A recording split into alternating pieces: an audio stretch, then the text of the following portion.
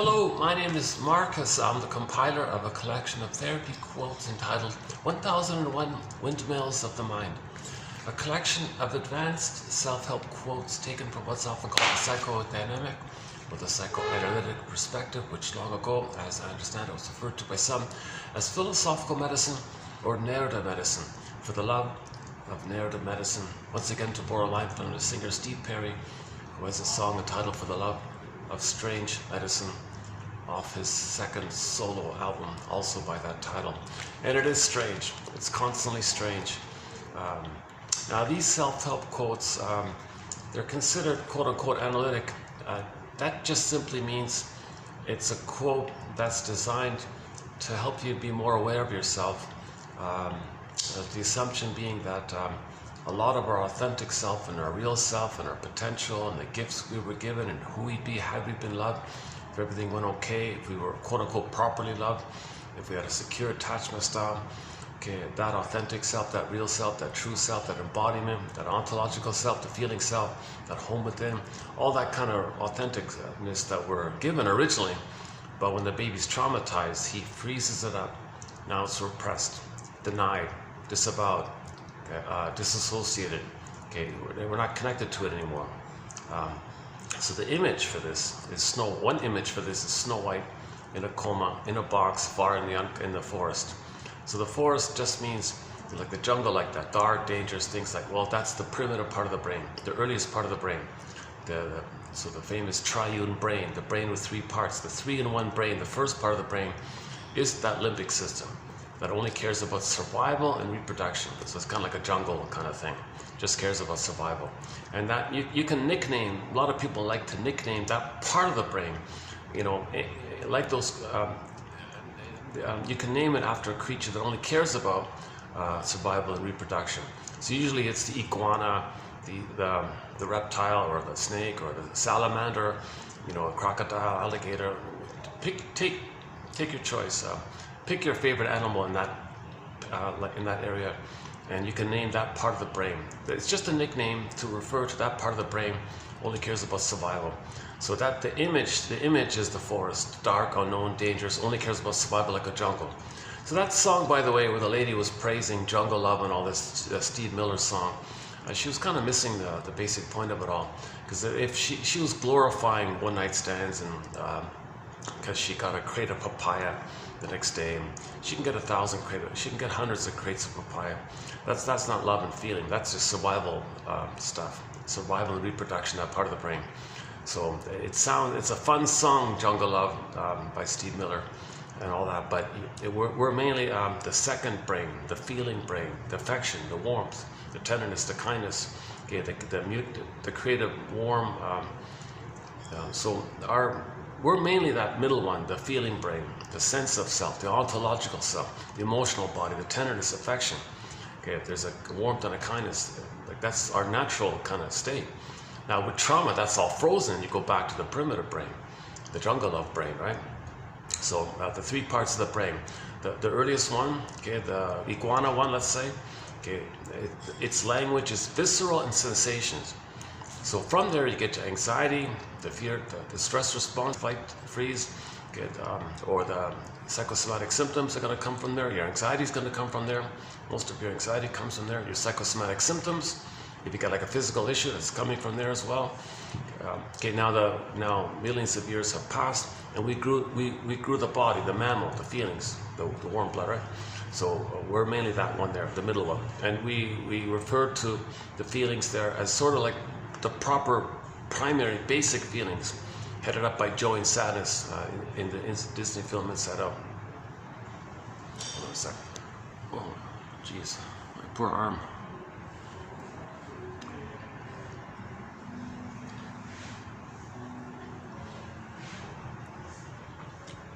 This is going to have to be a shorter video this time around. I got a really late start. I went to 3 venues. I tried to set up.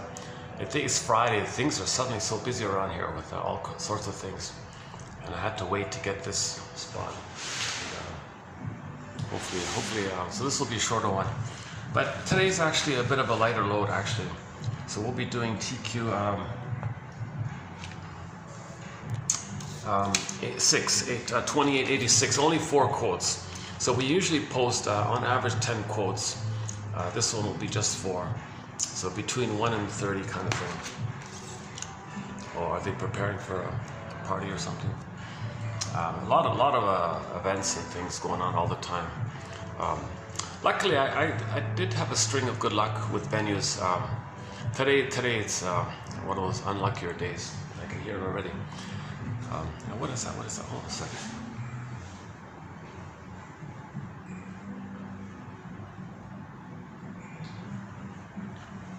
Or maybe that's just the overhead or something.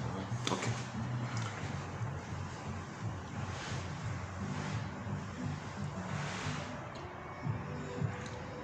Well, that must just be the overhead. Oh, I didn't notice it. Okay, it's okay. I did 2 videos this week in the park, like part of it in the park. That was kind of nice. And the mall, I went in the mall, and then I went over to the park kind of thing. And we talked about the song I've Never Been to Me by the singer Charlene. It was playing overhead. Actually, I want to briefly mention another song today.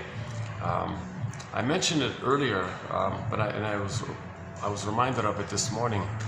A song called by Randy Crawford called When I'm Over You. Is that right? When I'm Over You.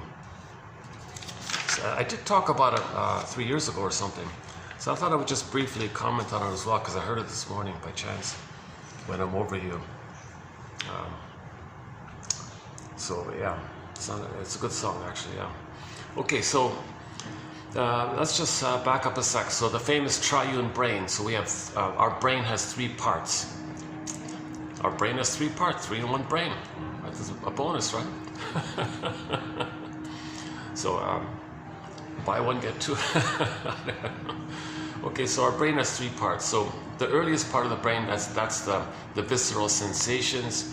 Its language is neurochemistry and biology, and it affects your body and your pulse and your breathing and your slouch, your posture, your how much cortisol and adrenaline, that kind of physiological stuff. And if you're stressed, you know, the blood might protect your vital organs, might affect your blood circulation, your breathing, and all that stuff. So that's kind of like all related to the most basic part of any living thing, the survival side, right? But we're mainly the mammal one. We millions of years have passed, and we grew the mammal side of us. So that's the feeling self. Okay, so we're a hominid, kind of branched from the mammal area, and we're the only hominid that grew the cortex, the 3rd one, right? So the middle one is the joy and sadness. This is where we feel pleasure, the serene, inexhaustible fullness of being. Okay. And joy can step aside to let sadness run the console when there's a loss. So natural response to loss is to feel sad. So we can feel sad. That's not pain. It's a natural. It's always a relief to feel your true feelings. If it's a true feeling, you're okay to feel sad. And then joy can step back, and we can enjoy the present. So joy, it's like the blueprint of happiness, pleasure, meaning.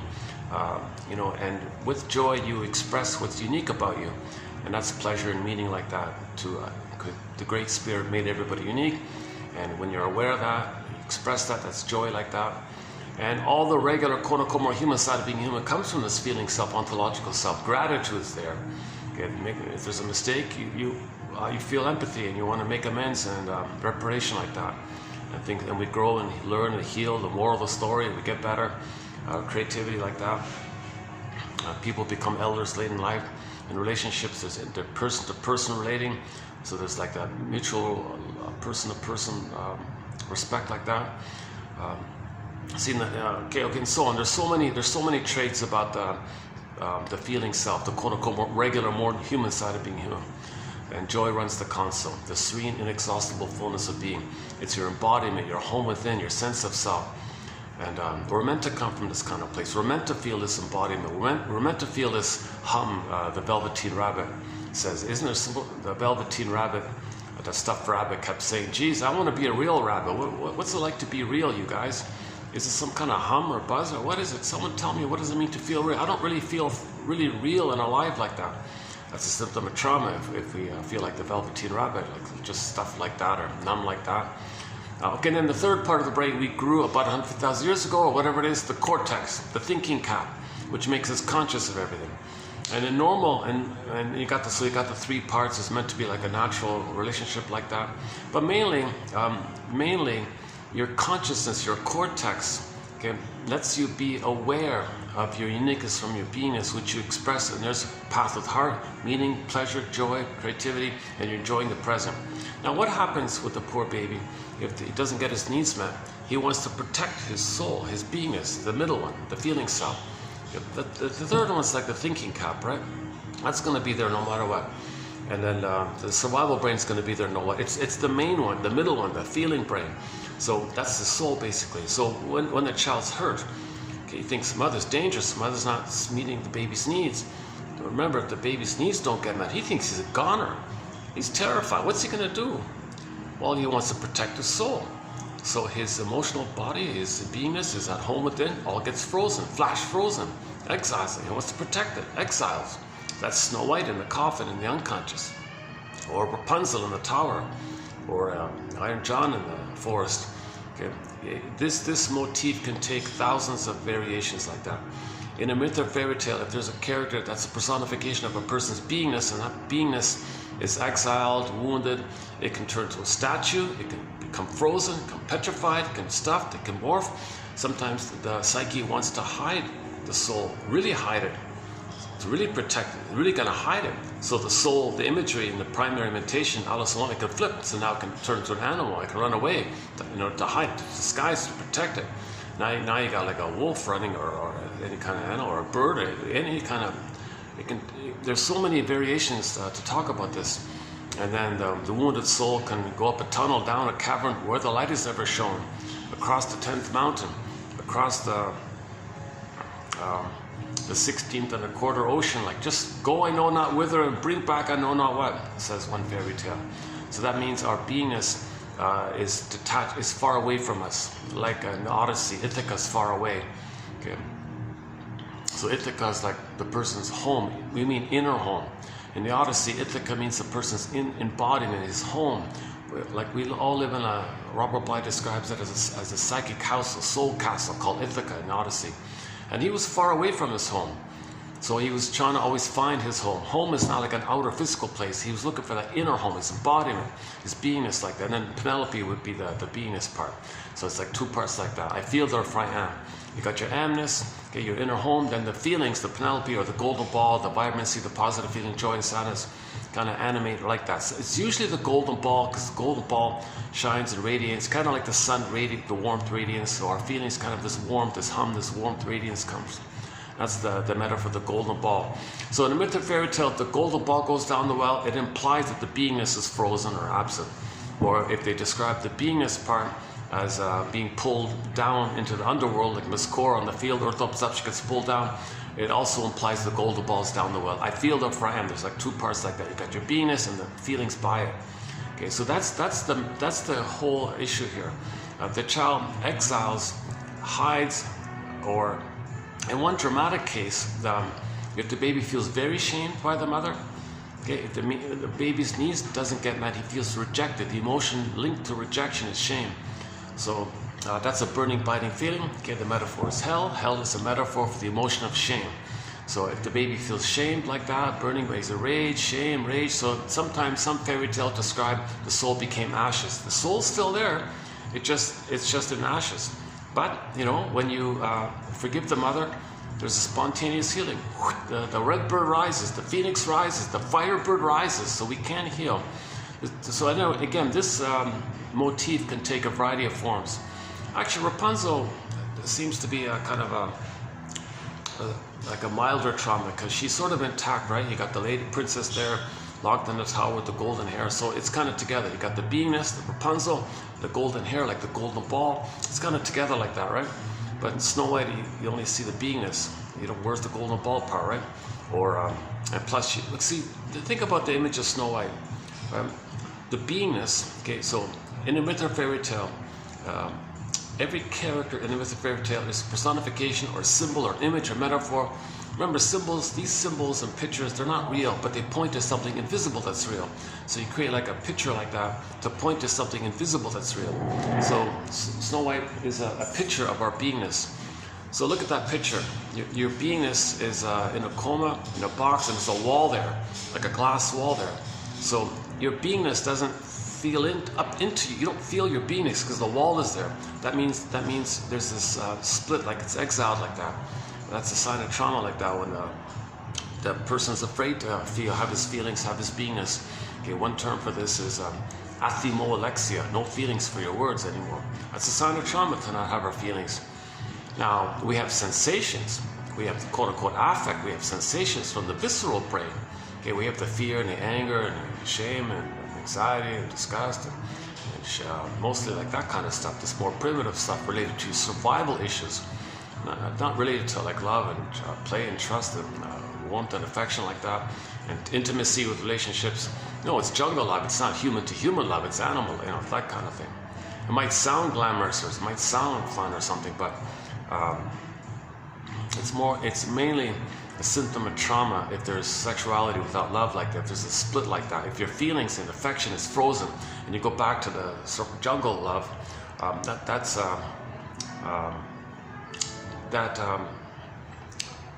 that's because you're in survival mode, right? You're not you feel traumatized and you're just trying to survive like that.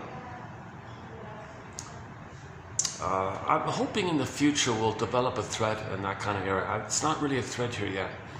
We have 62 threads on the go currently. Recently added nostalgia, recently added ennui, passive aggressiveness, recently added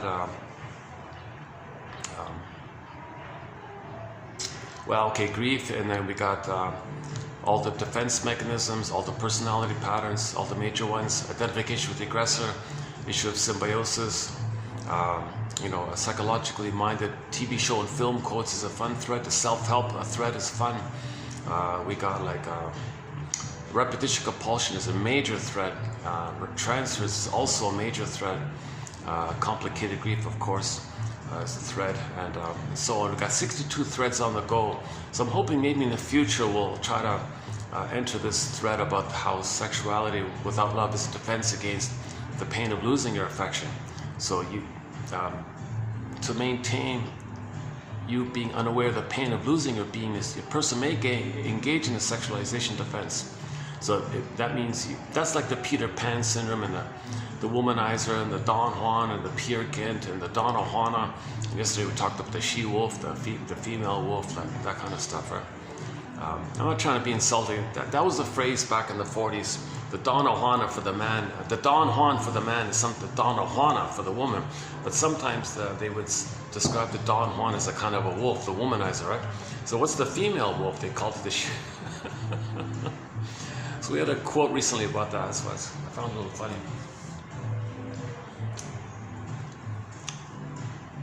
Okay, so they're in this constant. They're operating mainly from the primitive part of the brain, the jungle part of the brain, right? The survival instinctual part of the brain. The feeling stuff's missing. See, the feeling stuff's missing. And when you go back to the jungle part of the brain, what you're doing is you're repeating the trauma, hoping to undo the trauma. There's a thing called repetition compulsion. When there's trauma, you repeat because you're still in that place, meaning that the lizard doesn't know time. The crocodile doesn't know time.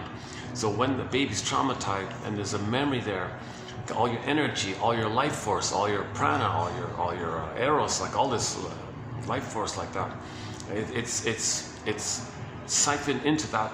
It's cathected or invested, they say. It's cathected, invested, put into that loop like that. What's the loop? Baby cry for love, mother said no. Baby cry for love, mother said no. But it's timeless. No time, infinite. Unconscious, there's no time. No time. All time is that time. Yes, materially, okay, with the cortex, you understand the present and you can function in life and pay the bills and drive a car. You can do things normally like that with your cortex, but your emotional life, your feeling self, your embodiment gets stuck in that with that trauma, and the trauma is took place. It's recorded in the limbic system like that. And the trauma is you lost your feeling self, so you went back there. Because you weren't safe back there to get your feeling self. So you're still back there kind of thing. So the present's still the past. Sometimes we call the present the presenting past, or we transit the past to the present. And then you replay the thing symbolically in an attempt to know the past. if you can somehow know the past, you can stop repeating. If you don't know the past, you're going to keep on repeating until you do so. Mr. Freud's famous essay, memory, repeating, and working through. So we don't remember this stuff. We don't have the cortex yet. The thinking cap comes online a little bit later on. The baby can't know it, can't think it. It's known. It's implicitly known. It's procedurally known. The body knows. The body keeps a score. The body remembers. Okay, the body knows it, right? But we can't think it. Okay, remember the scarecrow looking for a brain? Where's the brain? Where's the brain? He can't think it. It's known, but he can't think it because he's got no brain. Plus, in the Wizard of Oz, yeah, he's not going to love life and feel and trust and tenderness, affection, the feeling self, the heart missing. Okay, that's the feeling self. The heart, the ability to love and feel and your love, like that's all missing, right? The missing heart. And plus, the cowardly lion means the person's going to feel kind of disembodied. That's like the stuffed velveteen rabbit, stuffed rabbit stuff, and frozen like that, etc. So that's the soul fragmentation. Now, Dorothy's like a part of the system, part of the psyche, part of nature that's trying to line things up. So you want to line up mind, heart, body, get it lined up like that, and skip along yellow brick road. That's the golden, the feeling, but lined up, straight, lined up. So there's a kind of like innate drive for healing. So you can see this whole process of Wizard of Oz, Dorothy, like a part of us is trying to, bring them together and line up together like that. They're all part of one mind. They're not separate outer characters, right? Just like Inside Out 2, you saw riding the broccoli boat called Free Association, and then with the abreaction, with the avalanche scene, when the orbs came up, okay, now you can know what you couldn't have known. Now you can feel what you couldn't have felt. So now you're getting back, you're unfreezing things, because at the beginning of the film, the child couldn't handle any pain like that. So remember, Joy popped away all the negative feelings. So that's too much. She popped, and you saw a whole mountain of repressed memories like that. Everything's in there, the gold and geez, who'd they be? Who'd they been loved? There's so much there like that. So you want to reclaim that, but to reclaim it, you got to now know what you couldn't have known, so you can then feel what you couldn't have felt. That's called a cleansing, purification, catharsis, release like that. So that's why you want to validate yourself like this and free associate, confront your defense mechanism, confront your excuses, confront the things you're doing that's always keeping you away from the pain, and pause a little bit and look under that. Shall I compare thee to an onion? Look under the defense. And now you're stepping onto the broccoli boat, and you're riding the stream of consciousness, they called it in the film, i.e. free association state. What comes to mind? What does that suggest to you? You must have a very good reason for saying this. You must have a very good reason for thinking this and feeling this. Yes, I do. What's the hardest thing about that? The hardest thing about that, yes. And I'm stuck. You must have a very good reason but for feeling stuck. I think there is a good reason. It's just free association. What comes to mind freely? What does it suggest to you that you're stuck? I don't know. That's a good one. Yeah. Something happened, right? What's the hardest thing about considering that, around this idea that something happened? Well, I don't know what it is. That's true. Yeah. Okay, that makes sense. And you must have a very good reason for not knowing what happened.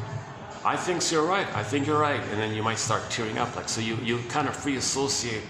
And these abreactions, it always, people talk about it. Is it like one big weeping, like one big cry, like one huge catharsis? Some people claim that. But generally, a lot of people say it's mainly mini awakenings, quiet awakenings, these little quiet awakenings, just bit by bit.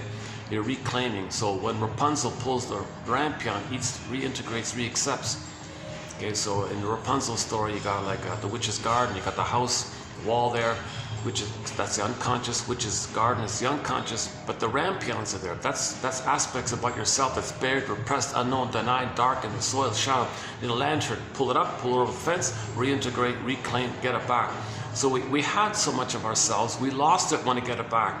So these rampion things, it's just bit by bit, right? You go to the garden and pull up one rampion and take a few, maybe a couple the next time, and one next time. It's kind of implied. Sometimes they show it like, well, there could be like one, like a major catharsis where you finally admit, you finally face the truth. that your mother was in pain, okay, and then you realized that she was impaired, and the belief you made as a baby, you got to update that. No, you're not worthless or defective or guilty or something like that. But as a baby, you kind of had to make some sense of the thing. But now when you realize that the mother was traumatized, well, that doesn't define you like that. You're not like that. But so you forgive yourself like that, have compassion like that. Like you update things now with your adult mind. You can kind of update things. But so you don't want to think like a baby still as an adult, right? So you want to update things. You want to revisit it. You kind of update the script kind of thing. That's part of the forgiveness process like that. It's getting busier all of a sudden. Luckily there's AC here, so nice and cool for a change. Jeez, I'm usually drenched in sweat when I do these videos. Let's keep going.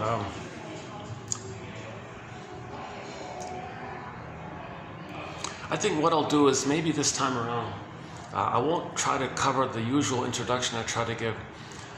Yeah. If you randomly click any of the videos for the past, 2 years maybe, you'll get like a 1 to 2 hour introduction. There's a 90% chance you'll find it, where we cover repetition compulsion, the record, okay, the stingers and the clingers, trance logic, scapegoating, emotional triangle. Actually, yesterday I covered some of it as well. Yeah, so if you want to go to the last video, oh, what a pity! The last video wasn't bad. When I played it back, there was once in a while I get this skipping thing, like the camera somehow, the filming and the audio don't sync up. So I'm talking and like 2 seconds later you see the speaking, but the audio was already passed, and then you see like there's a disconnect like that. I don't know why my camera does that sometimes. That's a pity, because I thought it was not a bad video yesterday, but the previous. There's been a lot of good videos lately. I do have some rocky, I do have some choppy. I sometimes have an off day, but I struggle through because I want to get the quotes out. That's really the focus of it all. Again, my disclaimer: I'm not a shrink, I'm not a professor, I'm not a midwife, doula, nutritionist, gynecologist, no masters.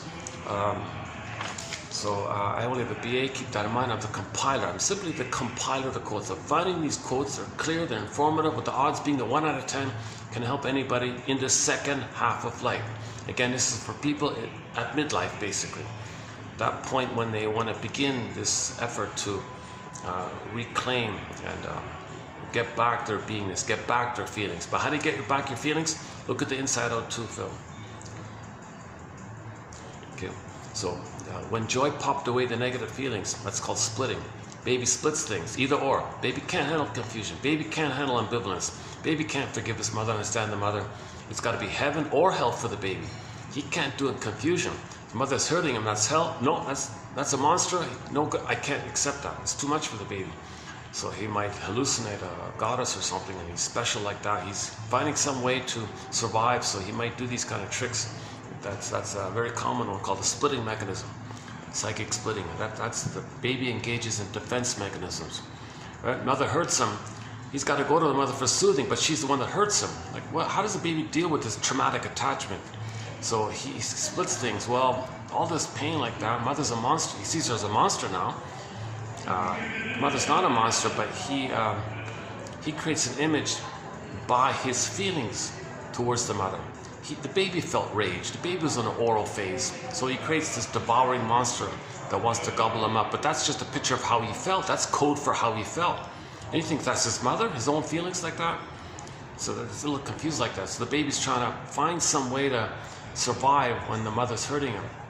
So it's called projection, where he projects his traits like that to fool his amygdala. Look, amygdala, don't worry, we're not in danger here. The mother's, this image has all the needs. I don't have the needs, the image has the needs. Look, I made up a goddess, and I'm special with the goddess. Calm down, amygdala, don't send me all these stress hormones, I can't handle it. So he just does a little, in the imaginal world, he's trying to do these things in his imaginal world to kind of figure things out like that. It's called defense mechanism, psychic defenses. So he is being hurt with the mother, but he can't know it. There's no way the baby can admit and know that the mother's shaming him, hurting him, double binding him, gaslighting him, not around, rough handling, not feeding properly, his bottle schedule, force feeding, or so, doing all these disturbed things. Baby can't deal with this stuff. Mother's a dangerous, frightening, violent monster from the baby's perspective. Baby can't know that's my mother. This monster, this boar queen, this sea monster, or this alien, sometimes some kind of scary entity like that. Baby creates some kind of wild, frightening image like that. Can you believe it? That's funny theory, but that's why I've missed some fairy tales, that there's a one side that's always so dangerous, like that guy with the horns, or dangerous creature like that. Okay, that's mainly a code for how the baby felt, his pain, his confusion around it all. So he's terrorized by the mother like this. So he creates some kind of terrorizing image to reflect his feelings. He felt terrorized, and he felt angry. Okay, he felt hungry. He put an image like that, and this motif can take infinite forms, right? Obviously. Then he says to himself, Jesus Christ, that can't be my mother. That's the image he makes by the relationship with the frustrating mother. The mother didn't mean to do these things. The mother was caught in her pain. She was impaired because she's stuck with her pain in her past, and when a mother is stuck with the pain of her past, she can't see the present. That's too bad I got the conversation. Sometimes when there's conversations near me, I get distracted. What's going on here? Oh, that's the style. Oh, that's the staff people. Where else can I go? Maybe I can. Let me take a peek. On the 30th something floor here. If I get lucky, I might be able to use their little fitness room there. And then by the time I come back, maybe those guys will finish up or something. Because I know when they get going, they start laughing and all that. I might get distracted, kind of thing. Nice, yeah. It's windy today. Yeah, it's a little bit of a breeze here today. But hang in there. We'll get.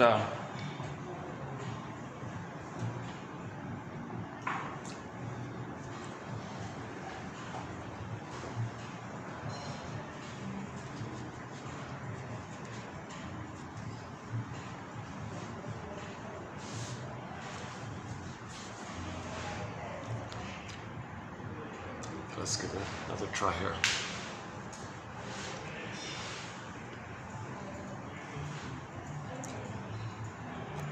Okay, so the authentic self, this is the issue.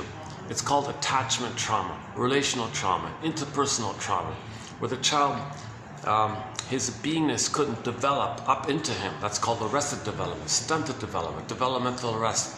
Now he's stuck with this fixated point where the mother hurt him and he froze up. Now things are frozen like that. So his beingness is frozen, exiled, unknown to him. He feels empty like that. Jesus Christ, right? Now in some cases, when trauma is very severe, okay, he will take refuge in the old archaic time in the uterus when he thought he was on the throne. All babies think they're kings and gods like that. Infantile megalomania, self-sufficient, blissful, powerful. It's all about them, everything's for them. They feel this kind of inflated, entitled little king god like that. So they may take refuge in that kind of, it's called taking refuge in the grandiose part self. Now their soul self is damaged and they see others are no good. So take refuge in that. And their beingness, their authentic self is so defective, it's too pain. So when there's repression like that, you don't want to know the pain, so it's projecting. You say others are no good, but that's yourself to distract you. That is within. It's called externalization. If you see others as no good, okay, that's called making it external. So you project what you don't know about yourself, see it, attribute, think it's out. When it's out, it's externalized, it's out. It distracts you if that is within. It's called projection. So you don't emit it like that. So what does he have left if his soul is out and he's got to hate his own soul? Because the mother hated his soul from his perception. The baby's perception was mother hated him and rejected him. It was envious of him, maybe devalued him. Remember, if the baby doesn't get his needs met, he thinks he's a goner. He thinks he's defective. He thinks he's being punished. He's in pain. If he's in pain, is he being punished? What is he? Did he do something wrong? And babies, one theory is babies want to save their mother. Don't worry, mother. I'll save you. I'll fix you. I'll cure you. I'll heal you. I'll make you be a loving mother. Because baby needs a loving mother. He'll try to save the mother. He fails. He's guilty.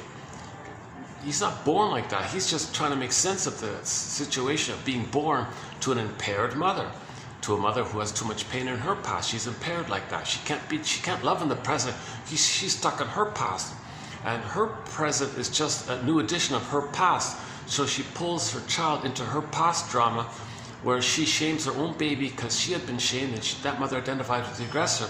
And then she is angry at her mother, so she uses the baby as a proxy for the mother, and then she's fighting with the baby, thinking the baby's her mother.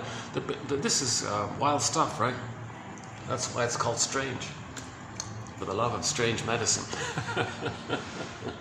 For the love of strange medicine. Actually, we have one quote today about the only child syndrome. That song's not on our soundtrack. I'm not interested really in that specific song, but on that same album, Steve Perry has another song called Friends of Mine about the only child syndrome. I think we have one quote about it coming up here, so we'll get there.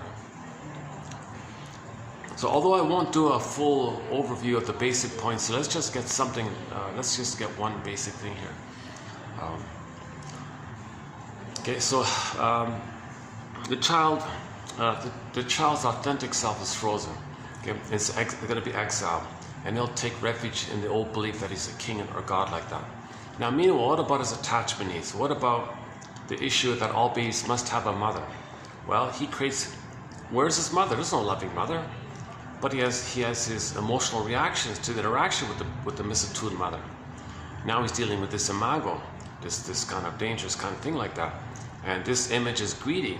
Because the baby was in a kind of voracious, kind of desperate mode like that. So he thinks the mother's greedy like that. The mother's a devouring monster, wants to gobble him up like a hungry wolf like that. So the baby felt like a kind of hungry wolf, let's say. The mother's a bigger hungry wolf. Anyways, well, where's his mother? Okay, enter identification with the aggressor. So the trauma is very early on, like before 18 months, he identifies with the aggressor to have a mother. The only way to have remember, no baby would make it without a mother. Who's his mother? Where's the loving mother? All he got is this image that he made in relation to the misattuned, malattuned mother who wasn't available for the baby.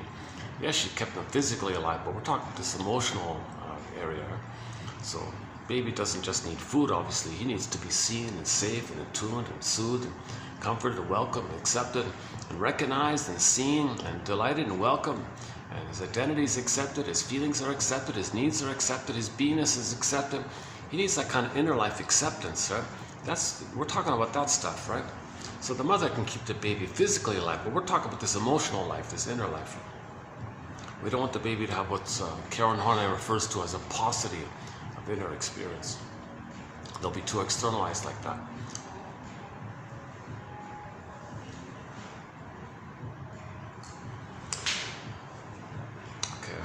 Sometimes I come here, it's nice and quiet. Sometimes it gets busy right here. Today it's okay, right? The problem is I got a very late day. It's already past 4:30, right? I'm only gonna. This is gonna be a short. I said that already. It's gonna be a short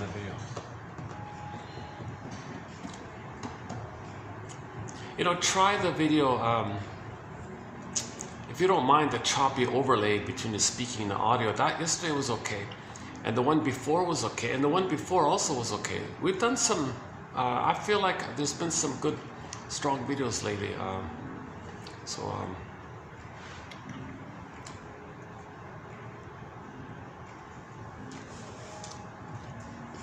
just trying to remind myself that, just want to draw on the memory that there have been some good videos.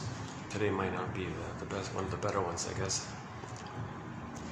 Let's, I'm distracted by some of the, there's a meeting there, and I can see a couple of parties near me there. And plus the dinner crowd's gonna come in kind of thing. Plus it's Friday, right? Okay, let's keep going a little bit here. Okay, so the baby's beingness is frozen. He's operating at an limbic system. Okay, he thinks he's going to identify with the aggressor. So he'll be that shaming mother who shames himself. Wait a minute, how is he always going to shame himself, devalue himself, reject himself? That's what the mother did to him, right? He's got to become her to have a mother. oh my God, okay, enter proxy. So new situation, when he replays that trauma, remember there's no time. He has the needs met. He's in repetition compulsion, you cry for that needs, but the pain there, but the needs are still there. It's a conflict. So the baby still needs mother's love. So when the baby doesn't get his needs met, the theory is he's going to repeat Sisyphus. He's going to keep on trying to get a better outcome, to get mother's love, to get his needs met. Okay, but there is time. It's not. But there is time. But the crocodile doesn't know time. So that's what's pushing him. So in the present, he does something like a symbol of it, like he doesn't realize it. He just uses the present as a new addition to the past, doesn't care about the present really, doesn't really see or recognize the present properly in his spiritual, like in his real needs. He just, yes, materially he understands things in the present, but he's relating it to it sort of in his emotional life, feeling life area for the past, didn't give up. So in new situations, in order to play that loop, okay, he cried for love, mother said no. Now he's going to be the mother who says no. So when he replays that loop in new situations, okay, he finds others to stand in for him, crying for love, wanting his needs. Okay, and he's the mother who says no. So he says no to the other because the other's a proxy for him. Okay, so again,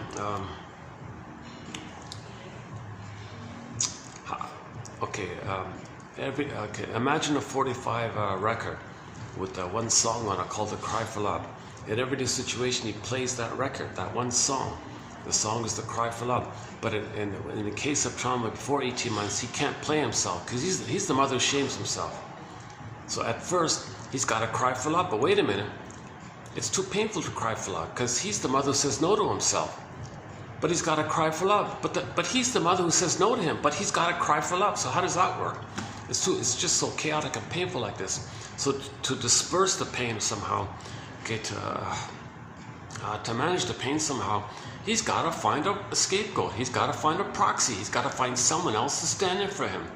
Okay, so the other new, whoever he's relating, his new partner, new friend, or whatever, new conversation person, or whatever it is, in the new situation, whoever's important in every new situation, he's going to play the record, right? So whoever's there, or place, thing, whatever it is, person or place or thing, he's going to see, all right, I got to play my record. I'm the mother who says no. I'm the mother who says no to me. So I need someone to play me. So you person, you play me. You are going to be the proxy for me. Remember, proxy when someone plays a role for you, does something for you, feels for you, has an identity of yours, so you think it's you like that. Okay, thank you, person, other person. You play the role of me. That's being true to the record. He's got to cry for love. So he asks the proxy, could you play me crying for love? Thank you, proxy, you play me crying for love. And he says no to the proxy. Because that, oh, one second.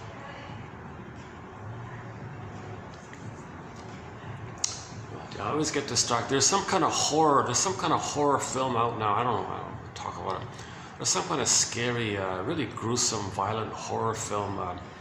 And on the SkyTrain, they're always promoting it. It's a very, I really should ban that kind of thing. Why are you terrorizing people with these high really intense images of violence and gore and blood? It's really, and little kids are going to see this.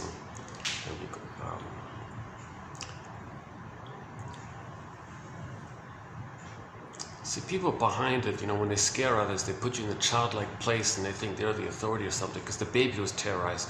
So people behind that, they want to terrorize you because they were terrorized. They have identified with the aggressor who terrorizes others because they were terrorized. Okay, as above, so below, repetition compulsion. So the mother terrorized the baby. He identifies with the terrorizer, right? And then becomes an ad man or something.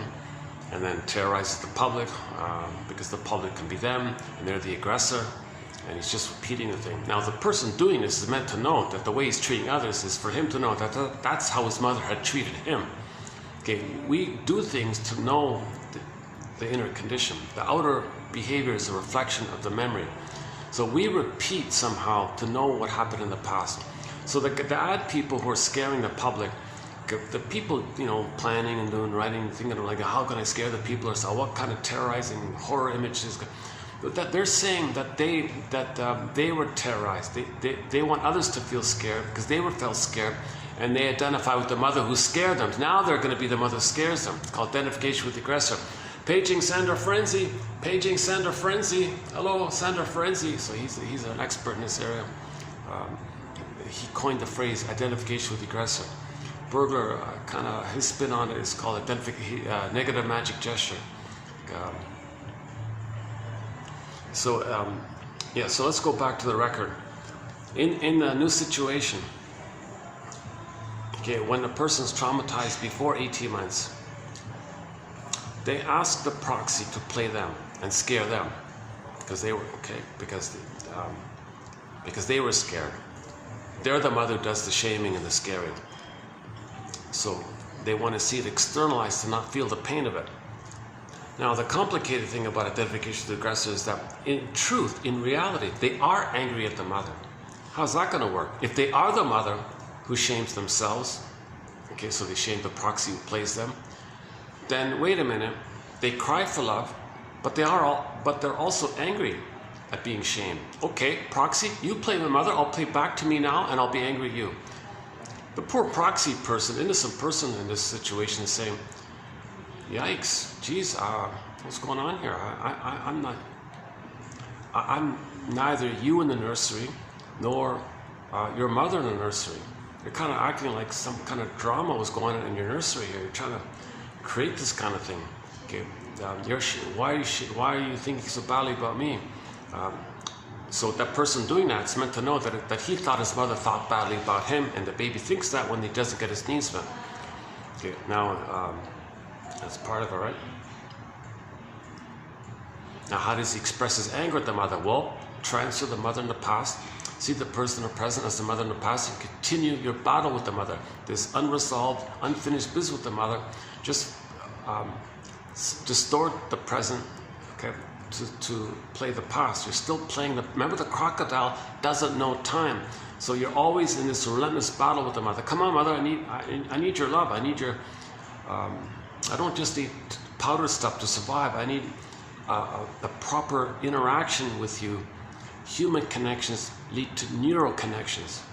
Okay, I don't just, you give me the powder stuff, I physically survive. But I feel rejected, I feel shame. There's no nerve endings in the upper nipple. There's no rapport there. There's no back and forth going on. I don't feel seen by you. I feel ignored by you or something. And then I'm angry, and then you put honey in the upper nipple. I'm very shamed by this stuff.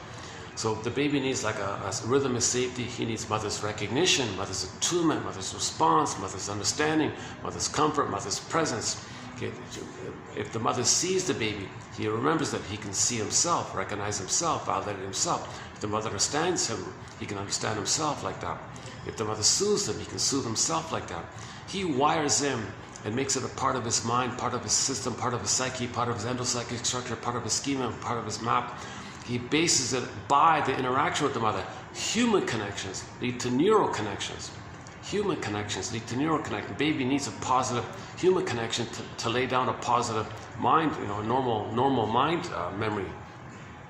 He doesn't want this painful memory, and he's stuck there being rejected, and he's the rejecting mother, rejects himself. Oh my God! So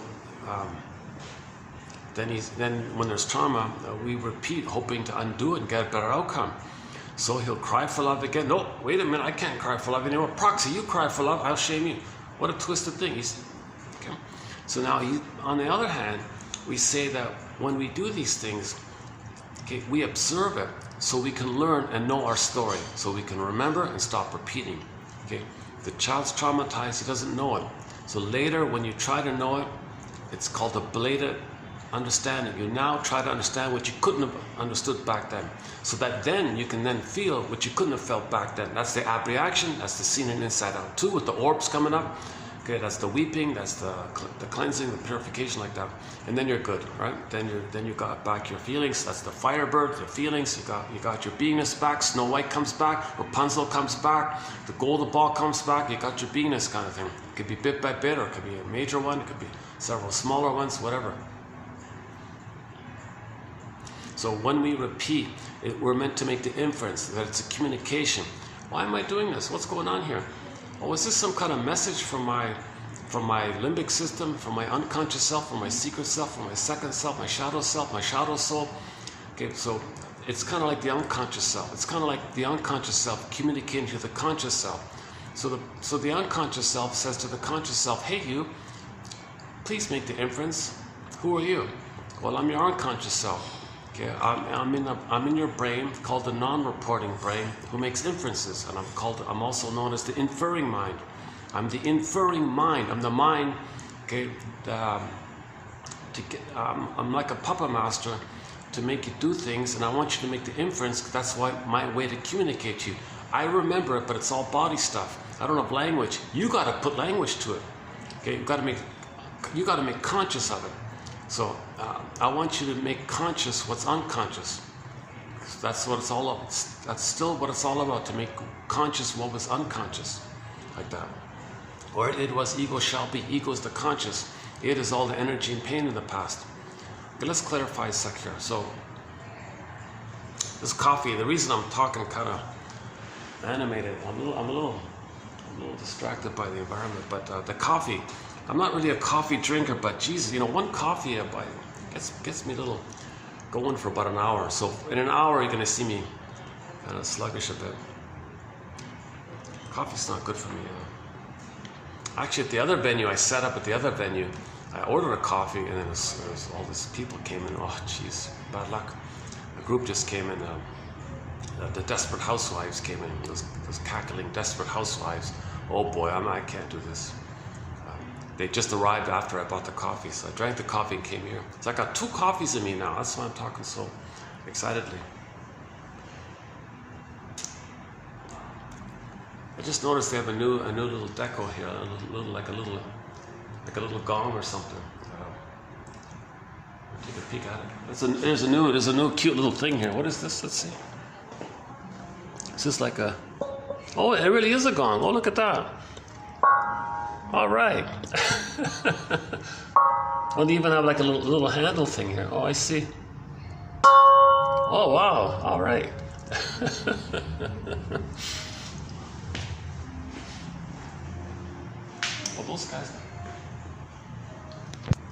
Those guys beside me left. Oh, good. Okay, I can stay here after all. Well, I feel better already. All right.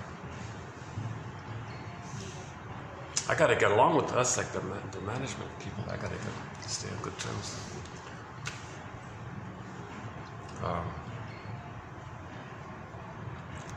So repetition compulsion.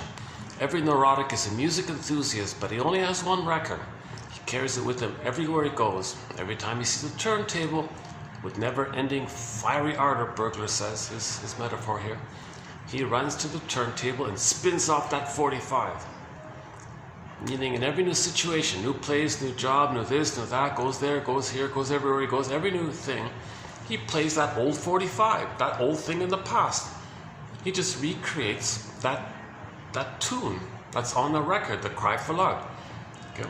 Now, as just mentioned, in severe trauma, he doesn't play himself. He wants others to play him. He plays them other and replays it like that.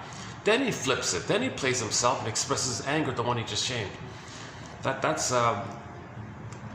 There are a variety of personality patterns around this setup called the Stinger personality patterns, the Bowlby pattern, Iago pattern, lower functioning BPD, all the various narcissistic patterns, not just the over cookie cutter exhibitionistic one that everybody knows about, and not just the Peter Pans and the Playboys and the Don Juans and the Peter Gints and the Wolves and the She Wolves and the Puellas and all. You also got the voyeur one, the clinging vine one, the turtle one, and there's a few other personality patterns sort of in the Stinger mode. But the commonality of the Stinger personality patterns is in new situations, others play their soul, which they shame because they're the mother. They have a mother complex. They never got enough love to leave the mother. They didn't differentiate from the mother. They are the mother basically. So everyone else is them, which they hate because mother hated them. So that's why they're the stingers. They replay how the mother hurt them, and they hurt others to distract them with the pain of hurting themselves. And when they hurt others, it's like a distraction technique. It's called externalization, to project your soul onto others, shame others. So that's why there's envy there, and that's why there's cynicism there, and that's why they always say negative things about others, and they're negative and sarcastic and sardonic and black humor, dark humor, shadow party humor, perverse humor like that. So that's their soul they're shaming. You see, they have to have a mother, but the condition is to have a mother, you got to act like her, you got to mimic her, you got to be like her. What did she do? She shamed the baby. Well, you shame others who play you, and then so at the same time you flip it around, and the way to express your anger at this arrangement is the one you just shamed. You just flip it in your mind. Oh, there's your mother suddenly. Oh, now you're angry at your mother. So so a lot of prejudice come from there. Scapegoating comes from there. This is also known as the emotional triangle issue. There's too much tension like that, so it disperses out like that somehow. Murray Bowen's theory and so on. If okay, and we talk a lot about the stinger. So the scapegoating is there. And, okay, oh my God, yeah, there's a whole. Yeah, I just sort of went through it yesterday. So there's a whole body of material about the stinger personality patterns. Okay, the trans logic and the scapegoating and the constant survival mentality. Remember, they're coming from the jungle mind, right? The jungle slogans. The human side of being human. Others can have it and they can shame it, because that was what had. Because that's what had happened to them, and they become the shamer. That's their attachment theory. Paging Dr. Bowlby, because that's attachment. He's got to attach to the mother. He can't. He doesn't know how to leave the mother, because a huge injustice took place, and so he's angry at this, and it's hard to forgive because he wants some kind of like recognition of what happened to him. It's hard to get that recognition. You've got to talk to somebody and admit it and feel it and understand it. You've got to like a whole kind of working through suffering through process to recognize the truth of it all. First, you got to admit the truth. The truth will set you free, but you got to admit the truth. Mother, the greatest hurt of all. Mother failed me. Why? Why didn't she love the baby? Why did she fail? Why was she misattuned? Why was she maladaptive? Why did she? Really? Did she try to use the baby to comfort her, to please her, to save her? Did she want the baby to be a mother for her? Because she didn't get love, so she twisted it and made the baby to be a mother for her. Oh my God, what a twisted, cunning tale like this. Or the mother wasn't around and neglected the baby because she was neglected. And the mother is creating like a protest because she's saying she was neglected. She'll neglect her own child as a kind of like a billboard. Look, world, look what my mother did to me. So she can't. She can't. She's afraid that the mother will take credit if the granddaughter's happy. You can't take credit. That means I gotta believe that I wasn't hurt by you, and you're gonna take credit. You got this whole issue like this. So actually, we're talking about forgiveness at the moment. So lately, the past few videos have been very good videos. I thought that the general theme for the past few videos is both forgiveness and grief. Forgiveness and grief. So we'll kind of continue a little bit here on it as well. I talked about the Nashville story, where a very good in that country music show called Nashville. There was one really key scene. I thought maybe the best scene in there was where the mother, who was depressed and unavailable, clearly didn't love the daughter and all this, but the daughter still was successful. The daughter still had a lot of accomplishments like that. So the mother did one good thing. She said, you know, daughter, all this success that you have, all these accomplishments, all these good things you have in your life, that's all you. You did it. That's all you. Nothing to do with me. In fact, it's in spite of me.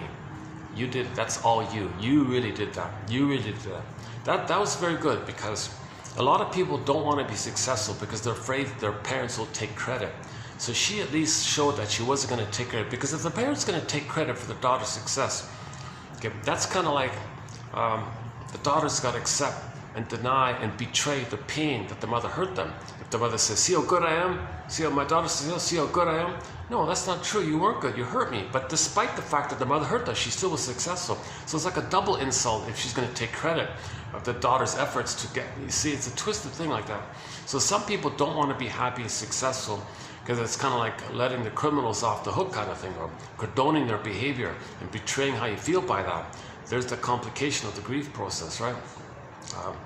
So that's, yeah. So why don't we, should we jump to that a little bit? In the song, oh, the monkey on the back, should we try that? Yeah, in the song I want to talk about today called, by, what's her name again? Randy Crawford, When I Get Over You. She talks about this issue of grief, like all this grief, and she calls it the monkey on the back. She finally wants to get free of the monkey on the back, and her rage, she calls it the lion, like the survival rage, like the talionic feeling with the mother. She wants to let go of the lion, she calls it. And then her unattended dreams from childhood. Yesterday's child will grow up wild. Unattended dreams will breathe new life.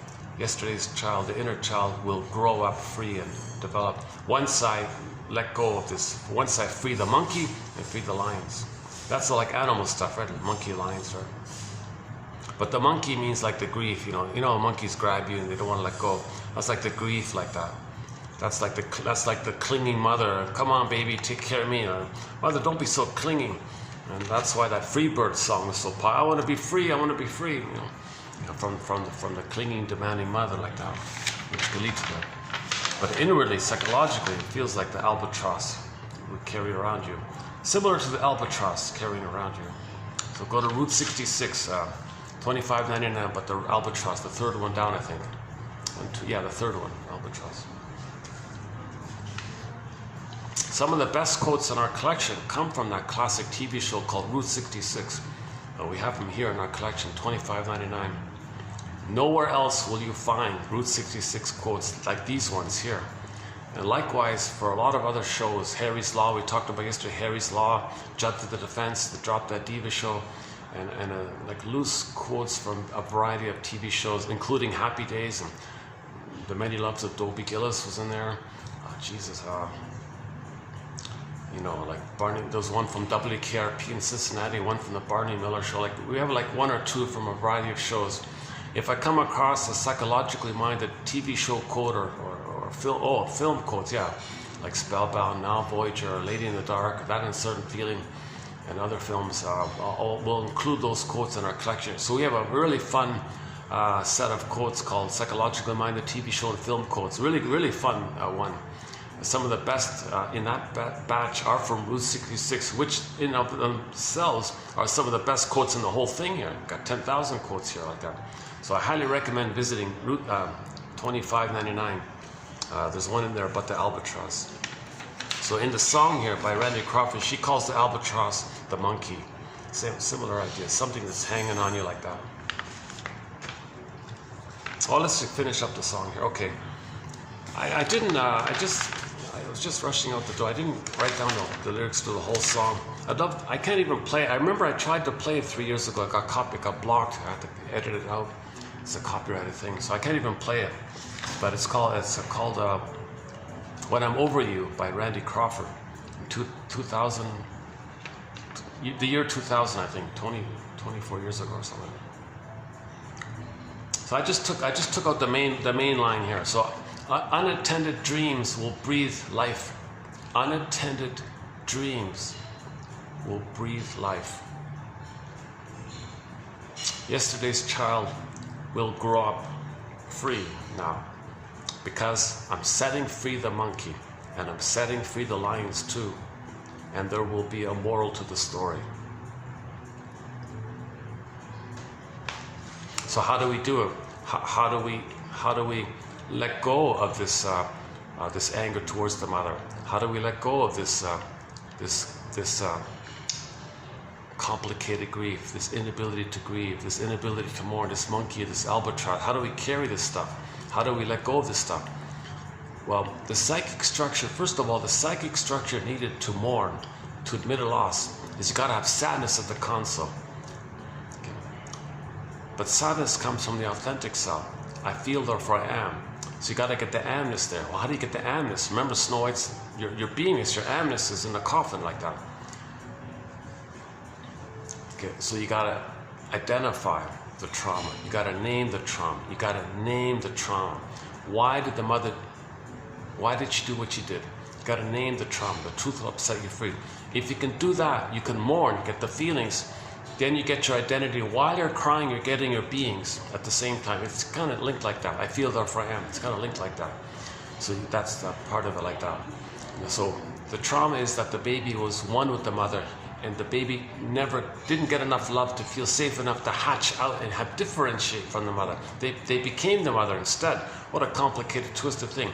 That leads to complicated grief and melancholy and pathological mourning and pathological nostalgia and derailment of the grief process. They become curmudgeons late in life, and they're stuck with this aggravated grief, complicated grief, pathological mourning. This whole kind of thing. This monkey, at least to the so-called albatross of the monkey like that. A famous poem, one line in a famous poem said, "Well, this lady better weep or she'll die," kind of thing. Okay, we played the White Bird song. A white bird in the winter time, in the rain. White bird in the golden cage. White bird in the gold. Dun dun dun dun dun dun dun dun. White bird in the golden cage. In the winter time, in the rain. The white bird's got to be free, or the white bird won't make it, will die like that. So she must weep, or she'll die. They kept saying. So it means it's an image to emphasize the importance of abreaction, the importance that inside out too. They got to hop on the broccoli boat and free associate to free those feel what you couldn't have felt, know what you couldn't have known. That the importance of abreaction. A lot of people get sick later in life. That's because they're not weeping, they're not crying, they're not telling their story. Narrative medicine. You need narrative medicine. So this is towards narrative medicine. Also a lasso of truth to bring up the truth. Also a lantern to see what's going on. Lasso of truth. Build a basket. Okay, build a nest. Then the egg can come in. And in the egg, the firebird, the phoenix. But the phoenix is an egg, but the egg needs a basket. You got to get the basket. Psychoanalysis looks for an egg in a basket that's missing. So we got to weave this basket here. Right? So Robert buys advice every day. Read this stuff for 10 minutes. Good enough. Just slowly weave this basket. Gentle, slow process. Don't trigger your inner critic. You're not doing it good enough. No, just slowly. Just gentle with yourself, and don't, because it'll trigger too much. So just slowly weave the basket. Just pick one quote a day, and just make a little note about what it suggests to you, what it reminds you of, what's the most provocative thing about that quote, or the most curious thing about that. Just make a little note, and it's good enough. Every day, 10 minutes like that. Robert Bly's advice.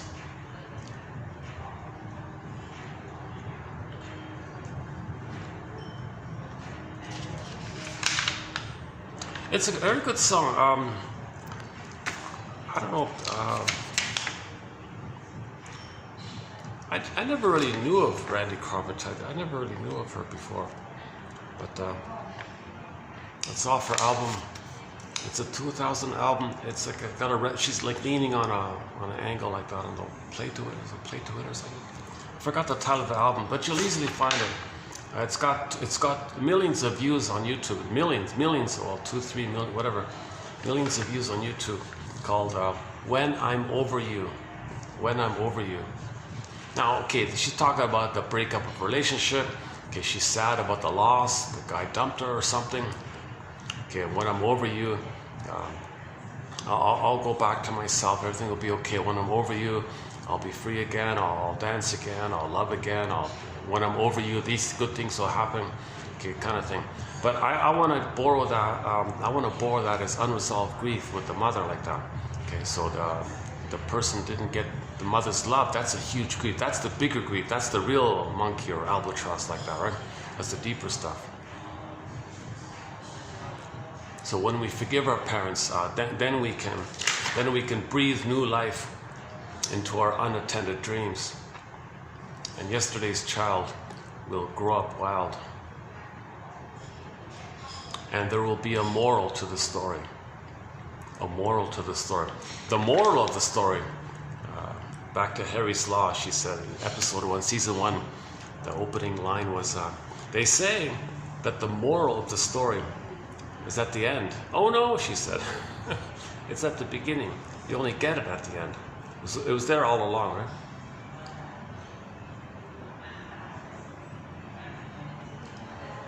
Okay, it's okay.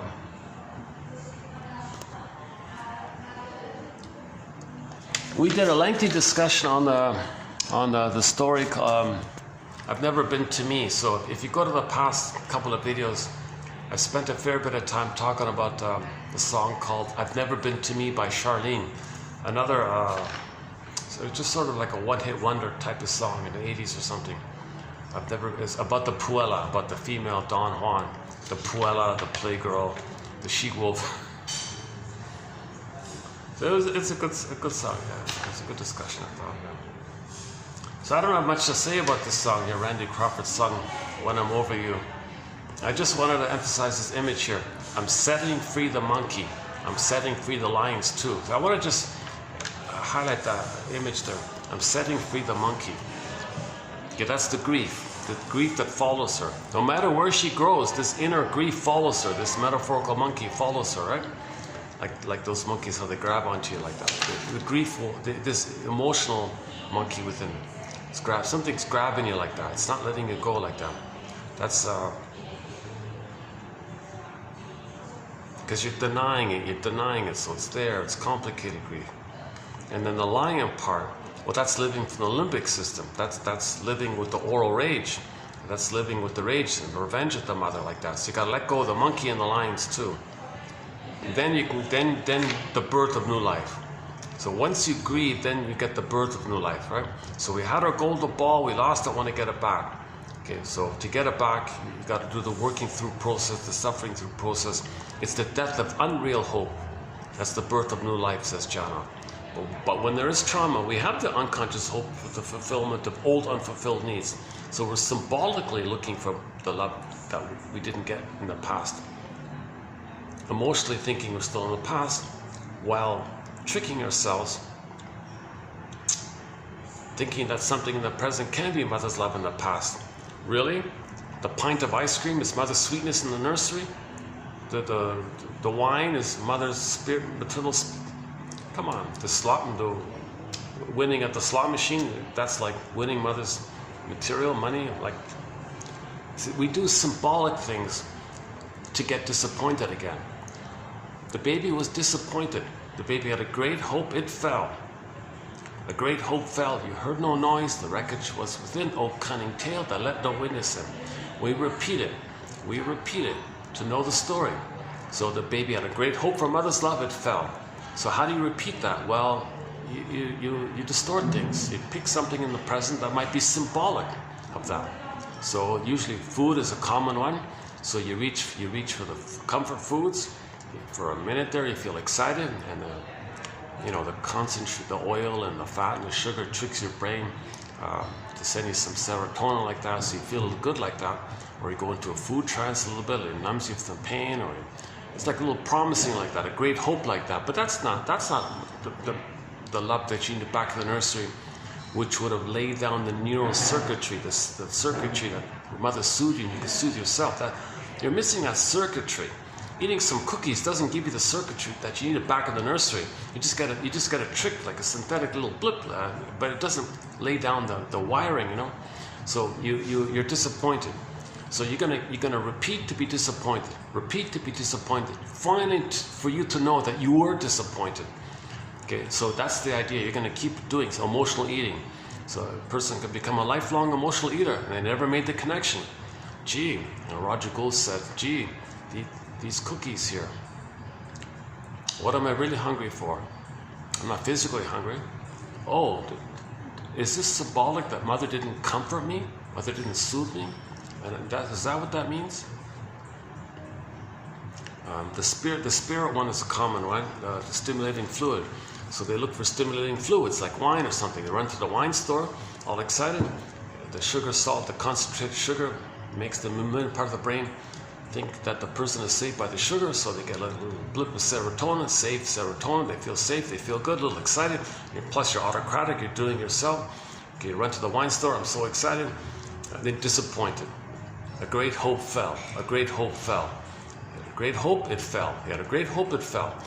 Okay, so the wine was symbolic of the breast milk. It didn't work, but you didn't know that. But you do something symbolic to know the actual. We're distorting the thing in the present, but we're unconsciously still looking for the breast milk, or the ice cream, or the food, or the cookies. Usually it's food, cookies, or it could be other, or money. Money's a common one. Run to the slot machine, click, click, very promising, alluring. Oh, you might win. Hope, hope. Put your money in. Hope. All excited. Oh, maybe you might get rewarded like that. Okay, click, click. Disappointed. Oh. Well, that's what happened in the past. You had a great hope, it fell. So replay it. Got a great hope, click, click, fell. So and then you say to yourself, wait a minute, this is symbolic. Was my mother cold and refusing like this machine? Oh my God, I chose this machine that refused me, but was promising and alluring. My mother was promising and alluring, but she was rejecting and refused me. Oh my God, I get it now. Oh my God, I'm still doing this. Okay, then when you get to that point, okay, then you give that up. That's called the death of unreal hope, and it's the birth of life. Like now your energy can go for your soul can come up. But if your energy is just repeating a thing, you're ignoring your soul.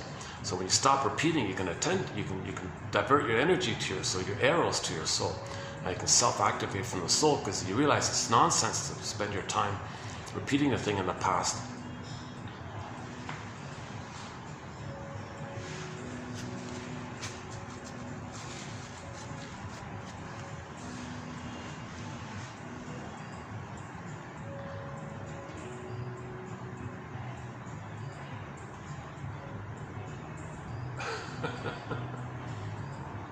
Okay, next time I'll work that gong and the prop.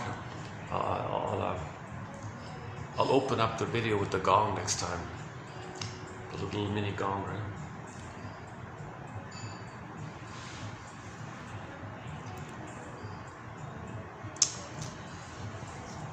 Yeah, it's too bad. It's too bad about today. I had all these interruptions today. It's too bad.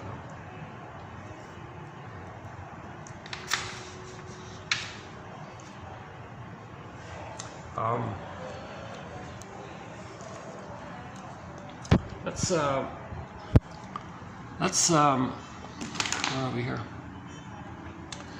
Let's maybe focus a little bit about this monkey thing, letting free the monkey. All too often, clients feel as if forgiving their parent is tantamount to condoning their awful behavior. Right? Like, that's a key point, right? All too often, clients feel as if forgiving their parent is tantamount to condoning their behavior.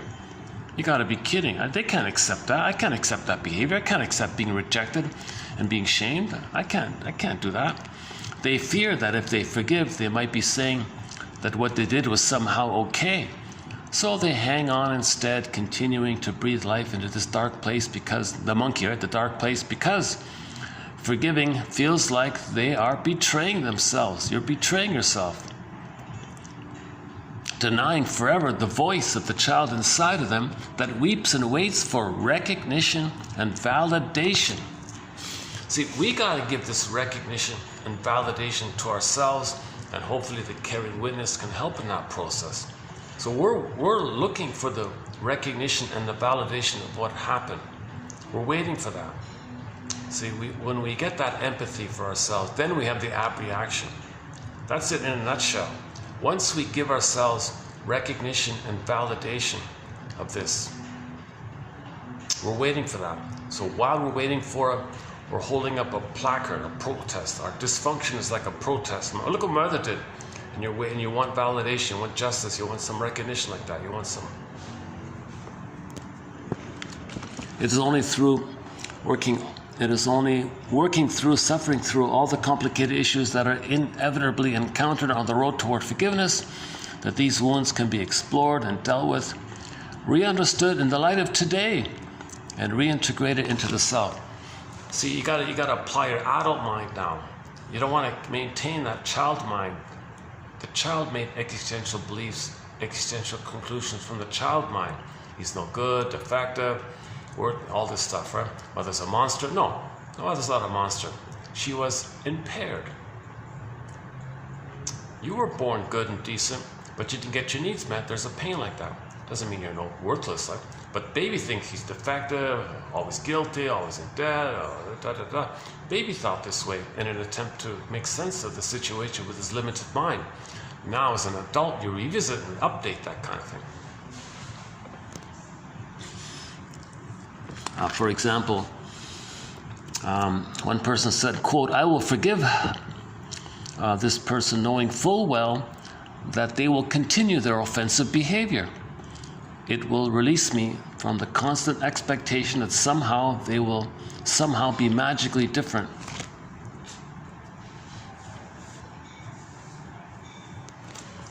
Yeah, so if you're constantly drawn to people who reminds you of the parents,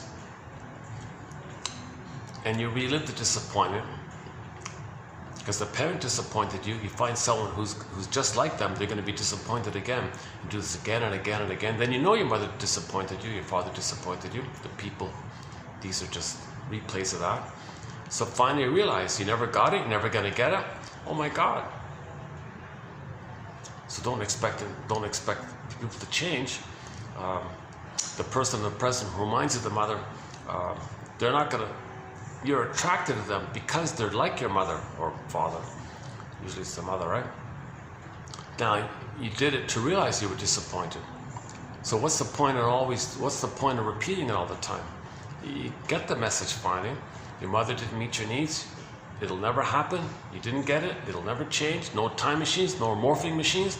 Nobody in the present can change the past, correct the past. The past did happen. The present can't undo the past. Right?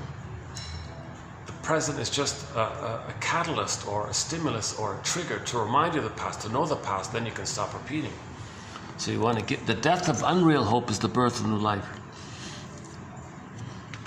So we have had painful things happen to us when we can see them as mistakes. Mother was impaired, it was a mistake. It's not the complete picture of who you are. It's also not the complete picture of who the parent is. That's not the complete picture of the baby thinks the mother's a monster. Now when you're an adult, you're like, oh, she's not a monster. She was just a confused woman. She was in over her head. She didn't heal from her trauma, so she couldn't be in the present because she was stuck in her past and her pain.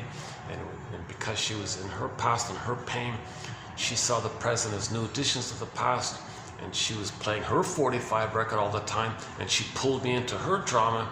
Okay, well, that's impaired on her end, and I feel hurt by this. That shouldn't define, that's not the whole story here. I was born to be loved, to be myself, great spirit. I wasn't born guilty or bad. That's nonsense. I made those kind of beliefs to make sense of the situation. Okay, the jargon is called the Fairbairn's moral defense.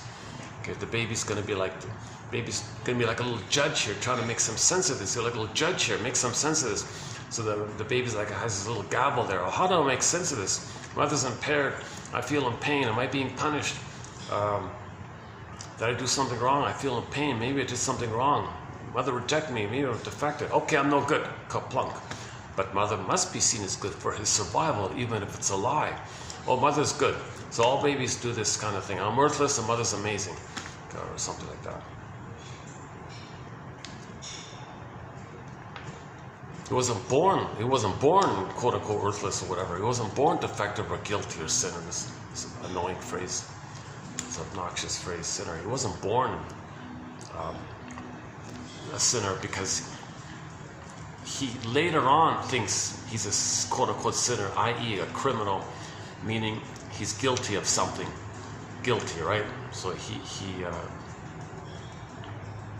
that's his way to make sense of the situation. It's just a coping strategy. It's a defense mechanism called the moral defense, a confusing term. It just means the baby's going to be like a little judge making these moral decisions. I'm good. I'm no good. Mother's good. He means it like that.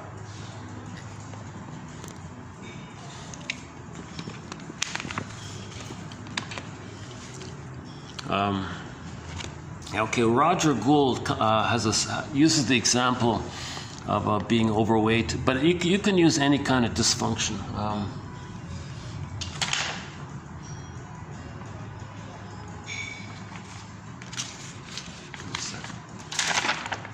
Now let's use this one here. Okay, the client's dysfunction, whatever it is, okay, whatever the dysfunction is, being a Peter Pan or emotional eating or smoking or gambling, okay, whatever their dysfunction is, whatever they're repeating over and over again, thinking that by repeating it they're going to change the past, or treating others badly the way they were treated, that's dysfunctional. And then seeing the one you just hurt as the mother who hurt you, and all this dysfunction, whatever this, or manic behavior, or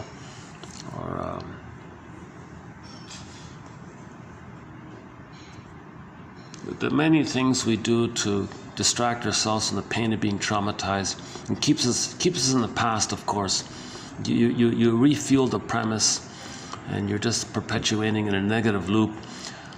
Okay, the record, the 45. So whatever it is, okay, the client's dysfunction or neurosis is part of a secret bond of suffering that links them to the mother. It links them because they are the mother. It's loyalty to the mother. Dysfunction means you're loyal to the mother because you are the mother, because you need a mother. It is part of an unhealthy identification with her, a pathological mode of attachment. Attachment trauma leads to a pathological attachment to her where you are her. For some people, for some clients, this dysfunction, whatever it is proof. It's proof, it's evidence of the wrongdoing committed by the parents. They unconsciously refuse to get well because being happy means letting the criminals off the hook. The baby thought the mother was a criminal, right? So you don't want to forgive them because that denies your feelings if you're hurt by them. That's what you got to face, right? So in the meantime, they publicly display their suffering as just like protesters at a rally of some kind, protesting against some injustice. If they give up this suffering, well, you know, then the world will no longer have reason to acknowledge the wounds that were inflicted. So clients may stubbornly cling to their symptoms and resist getting well.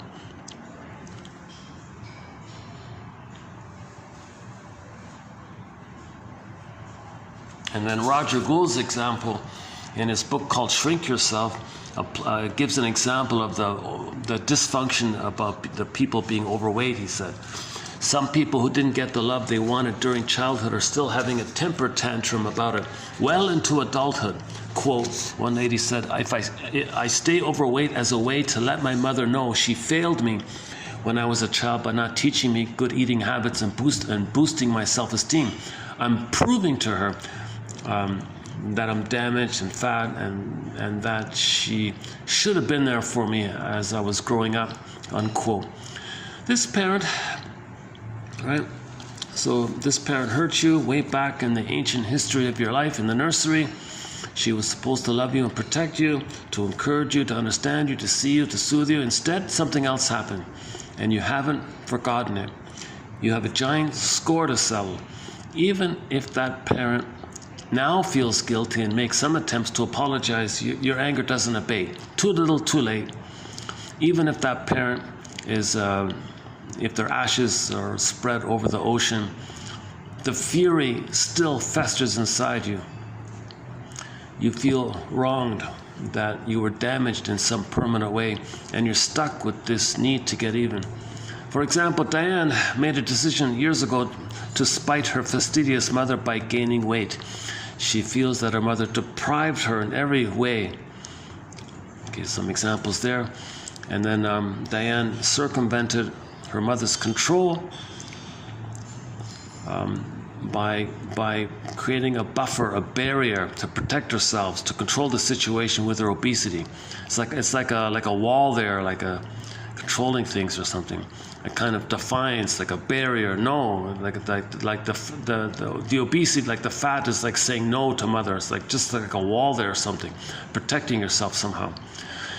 It might be important for Diane to disavow her mother's treatment of her, but there's a big difference between standing against mistreatment and shutting the door to a relationship if the other person can act civil normally, versus staying in a rage because of that mistreatment.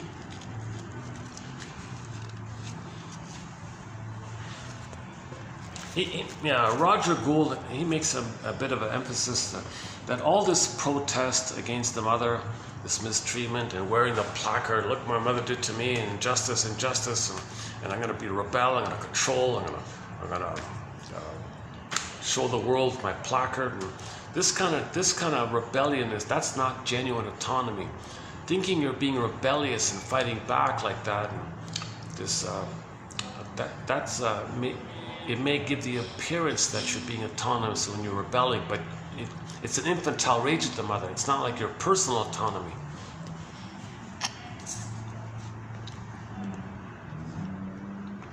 Diane certainly can't hurt her mother, the ashes of her mother in the ocean, by staying fat herself. The rage that she harbors keeps her happiness away from her. Unlike Diane, not everyone who stays overweight to get revenge has issues with their family. Sometimes people want to get back at someone in their life now. I have a client who wants her husband to stop smoking. She puts on 40 pounds to punish him. You'll never win the battle by using your body for revenge.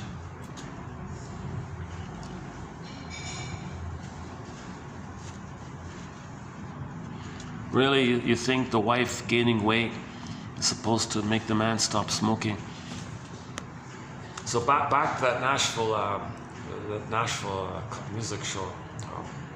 Oh, the Lies of the Lonely. That song from that soundtrack's on our soundtrack. There was a scene in there, I remember, where the young lady dumped her boyfriend.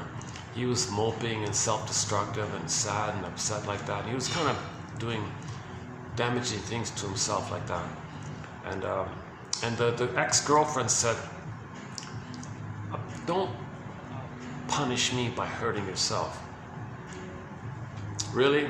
He's punishing himself thinking he's hurting himself thinking that's punishing her. Is that going to work? Well, that's what we kind of do in a way. Like that's kind of like, a lot of people think a little bit like that.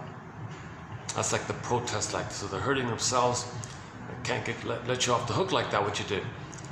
Well, she just is the catalyst and the reminder that the mother did that. He's still fighting with the mother like that. So she's right in that sense. You might not want the perpetrator to get away from hurting. You might not want to let the perpetrator get away with hurting you, but it doesn't help to hurt yourself. Better to stop perpetuating past pains that should be long over. Better also to communicate with anyone in your life now who angers you, so that you might actually transform the relationship and find satisfaction in it. If you have grievances that started decades ago, you may still be fighting inwardly, holding on to horror stories that you've never revisited for accuracy or meaning. You see, as an adult, you want to revisit it for accuracy or meaning. The way the child thinks is way different from how the adult's going to think. Okay, so the adult has secondary mentation, reasonable mentation, but the baby doesn't have that. The baby has Alice in Wonderland, goddess and demon mythology things. So you want to make the unconscious conscious. You want to lend your reality ego to your child side. Feeling yourself to be the victim of a huge injustice or hypocrisy, interpreting your own experience with the same mindset you applied as a child. It's time to stop using your bulging belly as a billboard. Or fill in the blank, any dysfunction. So for me, it's time for me to stop using my stutters and when I speak as a billboard. or the things you might see when I'm speaking. That's like a billboard on my end. Look at the injustice inflicted on me. Look at the injustice inflicted on me. So my dysfunction is kind of like an unconscious display of that. I'm still in this I'm still affected by the past like that. Some kind of billboard. I'm kind of showing it like that in a billboard way, unknowingly, right?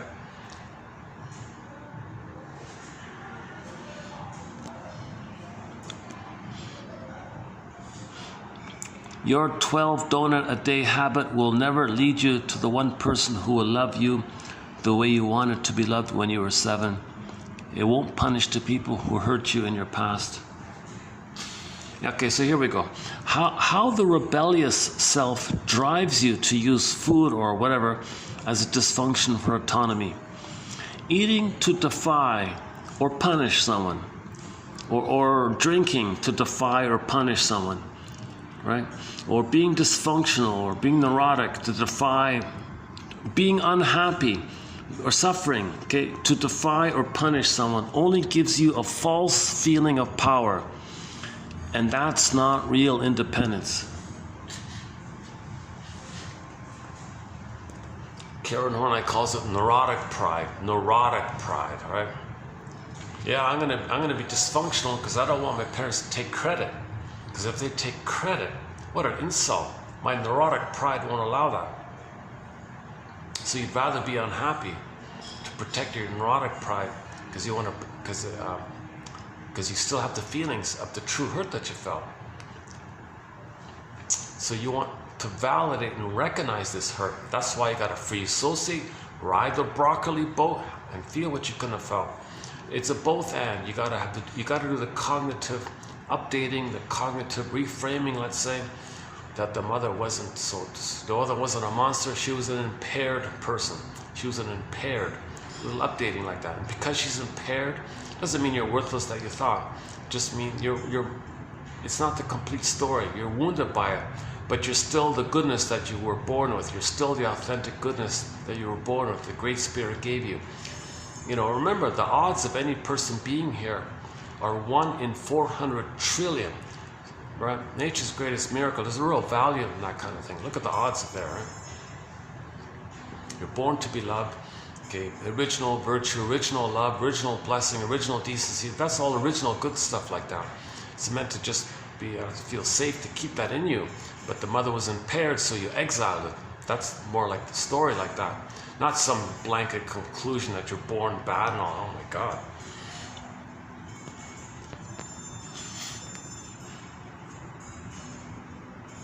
Okay, we'll finish this one by Roger Gould when we get to 2888. But I wanted to just follow up on this, our current theme on how do we forgive our parents, kind of thing. We've got more quotes on forgiveness. This is just sort of the current sort of round that we're on with it.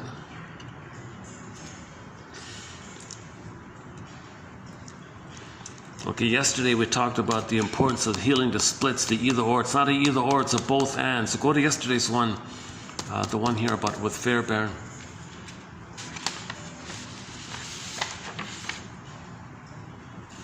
And if you go to 2884, the first 4 here are good about forgiveness as well. So let's pick up on today's one. So let's go to Sandler here, our key one here by Sandler. Okay, for the young mammal, loss of attachment means death, right? He's a goner. Okay.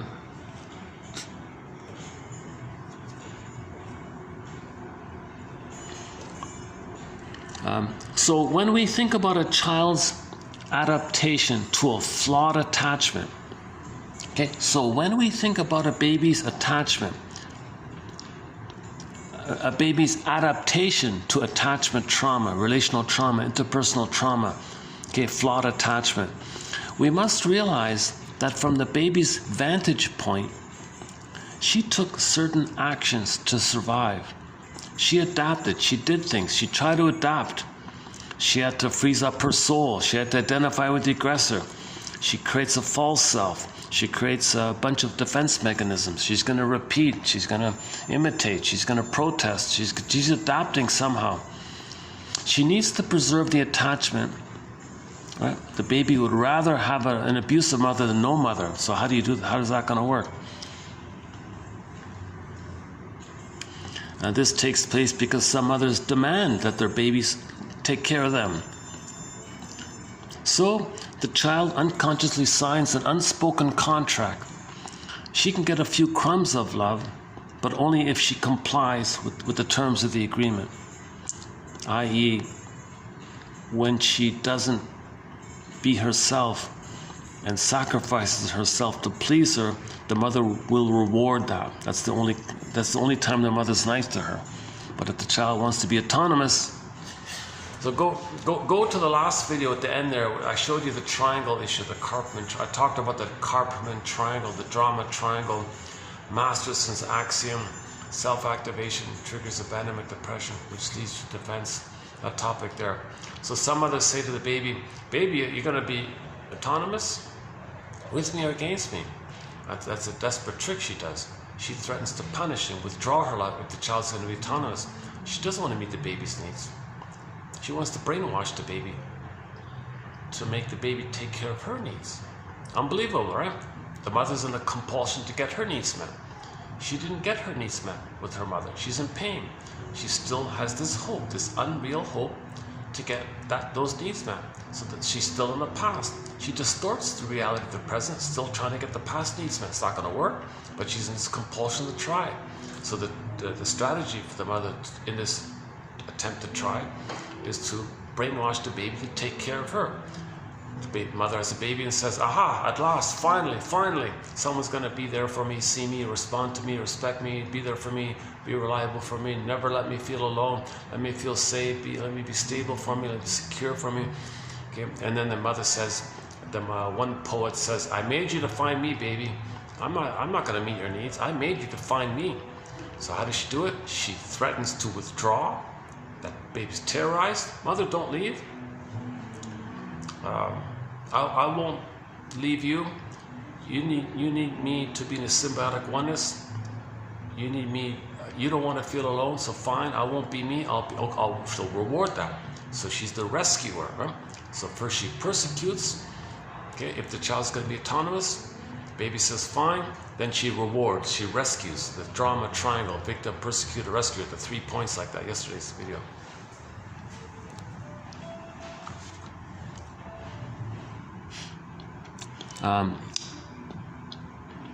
Okay, the child might develop whatever the mother wants in this effort. So she's going to be submissive, or going to take care of her, or maybe redeem her, or be disturbed. So she's going to have an excuse to disturb her.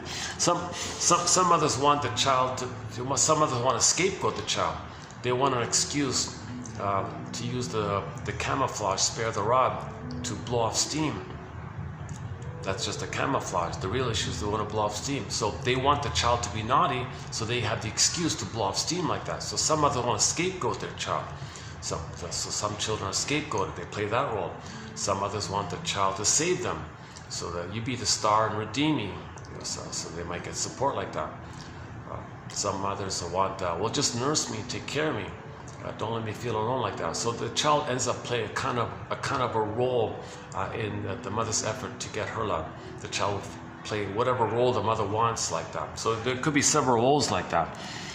Okay, for example, the child could be submissive. The child can be the caretaker. The child can be the redeemer, the super student, the hero like that, or the disturbed one, or the monster child. Then the mother can be angry. She has an excuse now. Well, she's such a bad child, delinquent child. Well, she created that to give her the excuse to blow off steam. That's the scapegoat one. And the disturbed one means, well, then she doesn't have to feel disturbed. So one role is she wants to see externalized, reflected out what she feels within. So if she sees the child sad or like a waif-like or something, then she doesn't have to admit her depression if she sees the child openly depressed. So she may want the child to do that, okay, to see externalized, to not admit what she feels within. Okay, okay, the child expresses like an artwork of what she feels to make her unaware of it, that she feels that if she sees the child outwardly like that, it distracts her what's within. Okay, as above, so below, inside out. Another way to use that phrase, inside out. So these are some of the roles that can take place. Now these are some of the ways the mother uses the child unconsciously to meet her needs. Oh cunning tale, pain so utter. Emily Dickinson.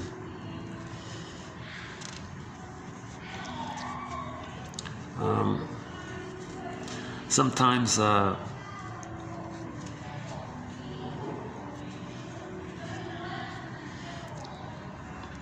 are we here? Sometimes the child detaches. Okay, one way the child can cope is just detach. Children pay a high price.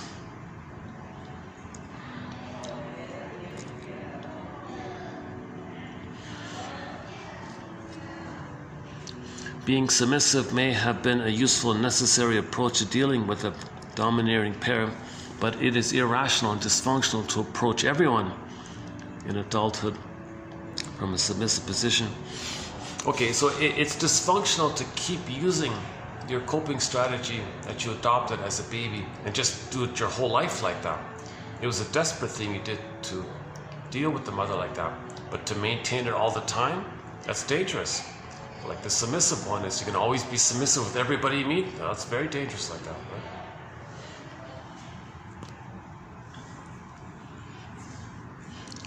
right? For many clients, these behaviors coalesce into a repeating life narrative. A submissive young woman gets into relationships with domineering, emotionally abusive men. A man keeps getting himself into relationships in which he is the caretaker to a troubled woman. Repetition compulsion. The client is compelled to repeat certain repressed material. The client is repeating and reliving actual experiences from the early attachments.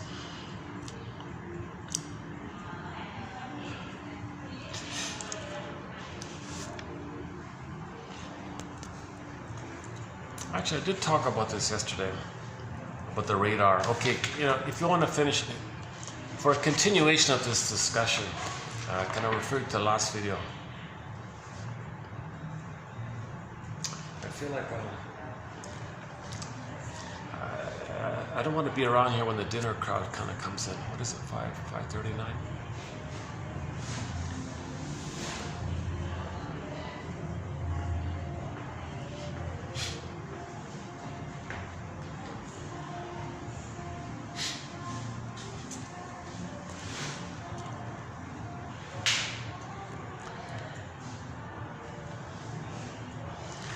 Okay, I'll leave the rest of the quote for your reference. I just thought that's the key one there.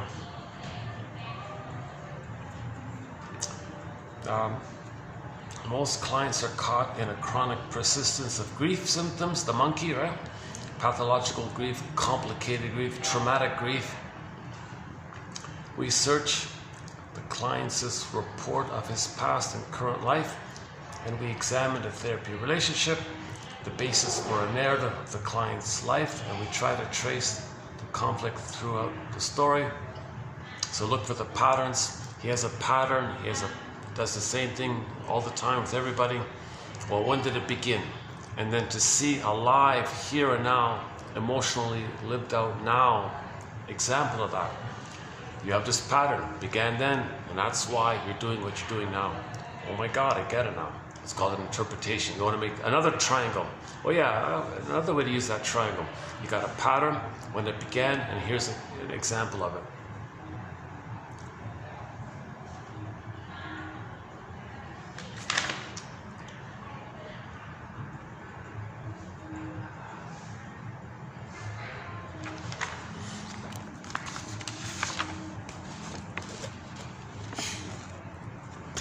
So again, the most important thing is confront your defense mechanisms, confront your rationalizations, confront your resistances to free association.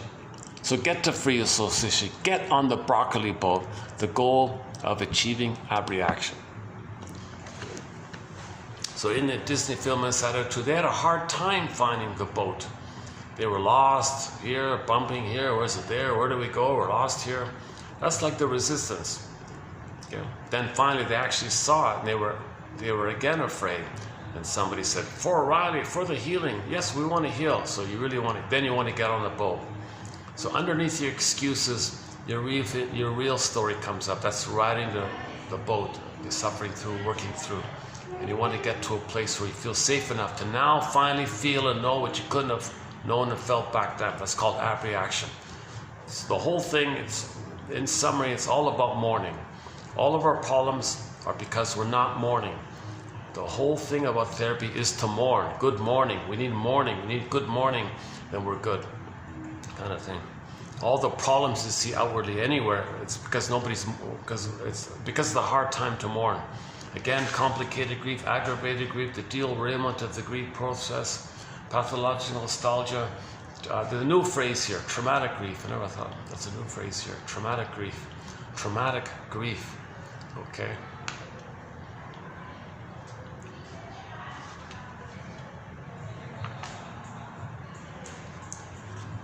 Hold on a second.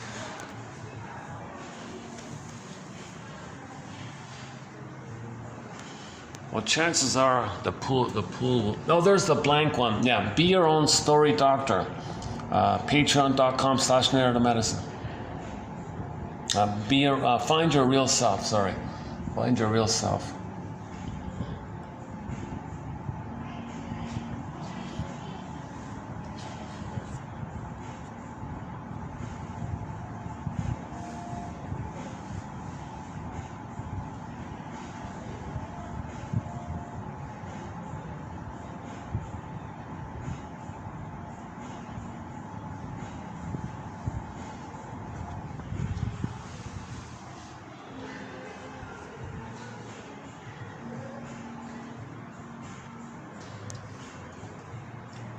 Yeah, give me a minute. I don't know why. I have this feeling I just feel a little anxious here for some reason. I don't know what it is here. Why do I feel antsy? Why don't I just calm down? I got the room here. I'm still okay here.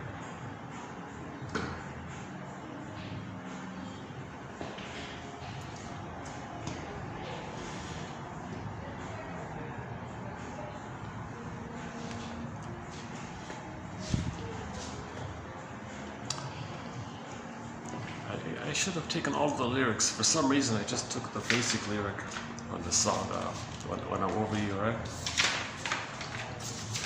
I was just drawn to that lyric. I'm setting free the monkey. I'm setting free the lions too. Yesterday's child will grow up wild. Naturally, yesterday's child. Your inner child of the past will now grow up. Will grow up freely, naturally like that.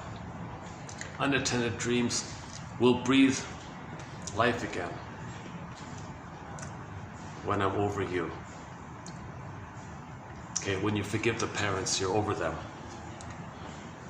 And there'll be a moral to the story. There'll be a moral to the story. You'll be wiser now.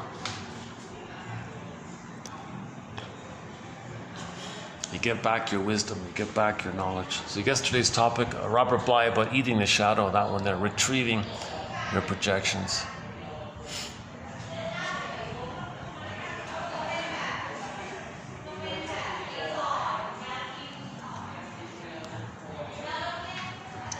Yeah, today was a choppy, rushed video. Yeah.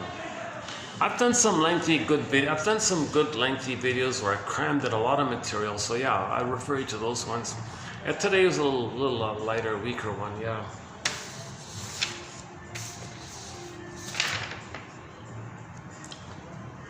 So that was 6, right? We did 5. Yesterday was 5. So we did 4 or 5. Today was 6, right? So tomorrow we'll do 7. Yeah, okay. Oh, grief. Oh, another one about grief. So tomorrow we got another one about grief. Let's see.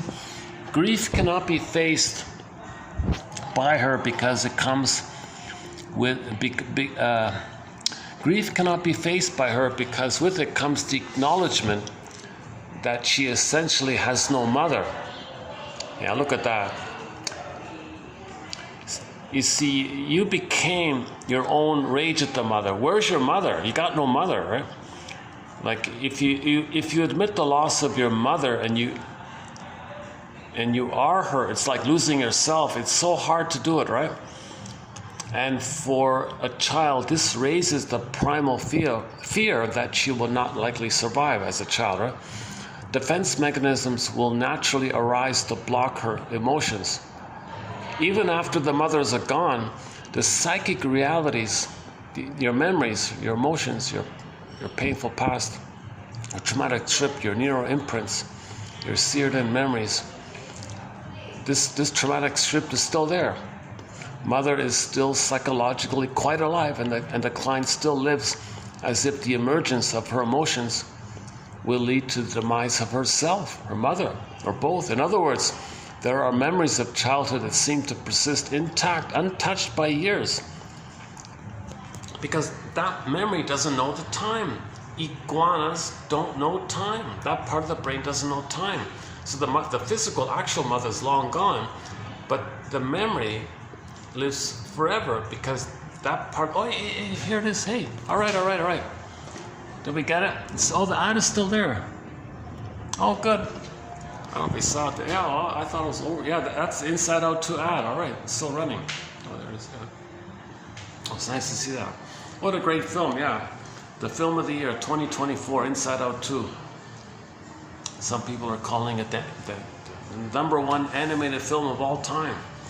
Powerful imagery. Okay, joy popped away, it's splitting, get it back, psychosynthesis, both and. It's not either or. Like you see either or, right? The trauma means either or. Goddess, baby's coping like that. Not unreality. Reality is that mother's a human. You're a person. You're not this unrealistic either or thing that's wildly exaggerated. That's the primary imitation. So you want to sort that self out by the forgiveness process called free association, and then you restore yourself like that.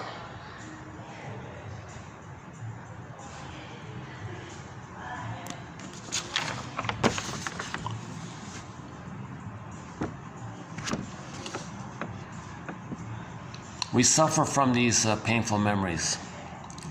The triggers for defense mechanisms will then include anything in the current environment that activates these negative memories.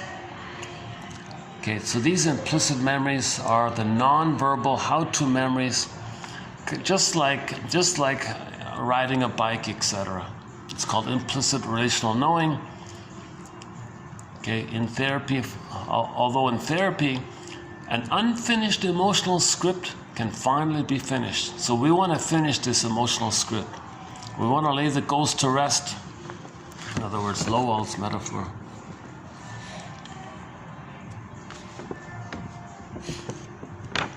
Our primary job is to help the client expand emotionally. And all else follows from that simple but challenging task. To this end, we must navigate past the defense mechanisms.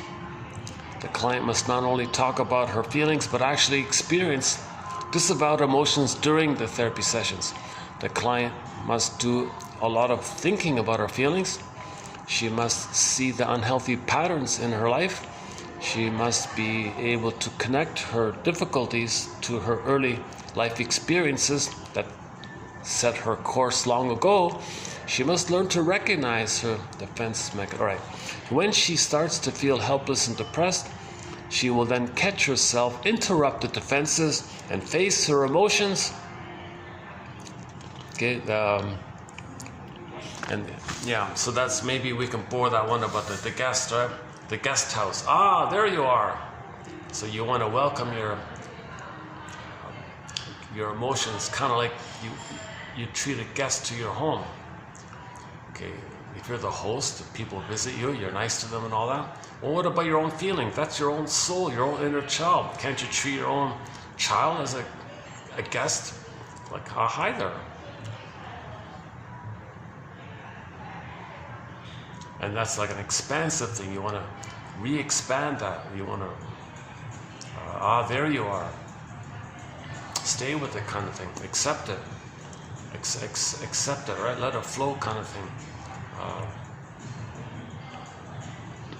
So you say to yourself, I have a very good reason for feeling this.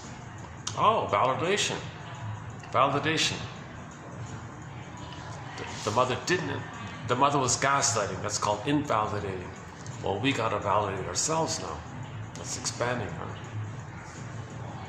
Some people think that your feelings is really your identity. I feel, therefore I am. So if you're getting your feelings.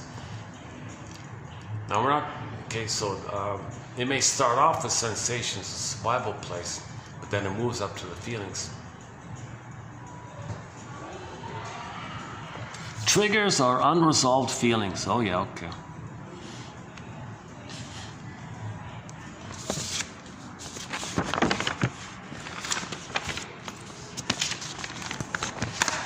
Yeah, okay, let's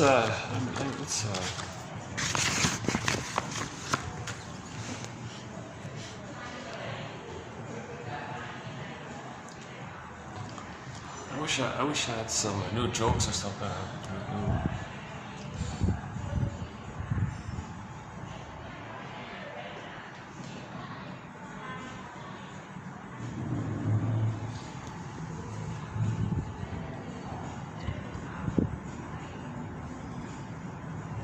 You know, it's funny. I thought about going to another venue today. I might should.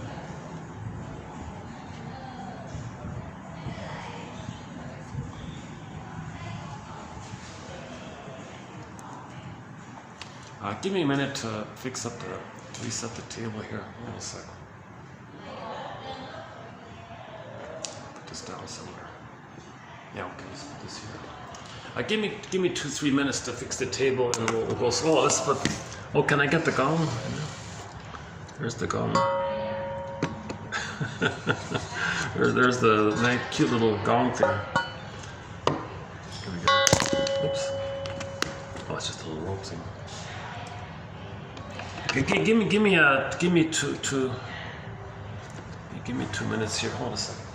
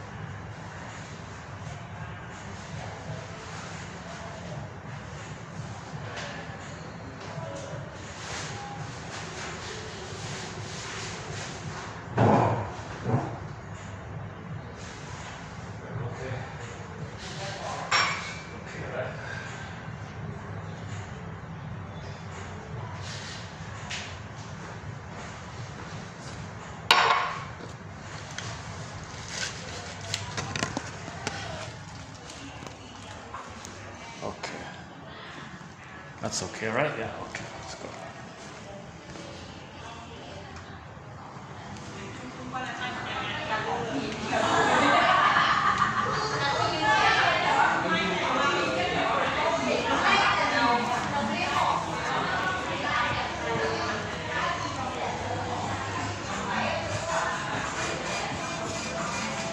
See you. Yeah, thanks a lot.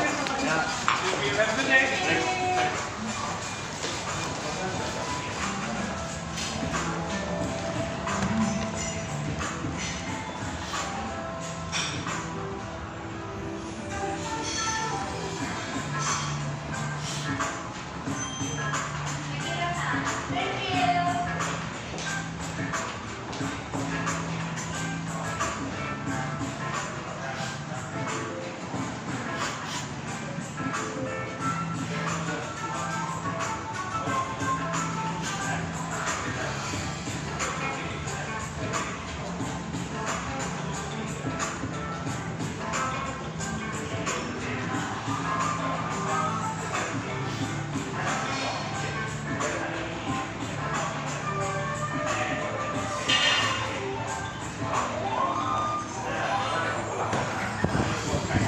Going up? Yeah. กระดังนะ การงานให้แบงคอกอะไร เขาคัดมาแล้วเนาะน่าจะได้ค่าคอมอะไรเพิ่มด้วยแหละนิดหน่อยนิดหน่อย ได้ มันรู้ให้กันยังไงนะ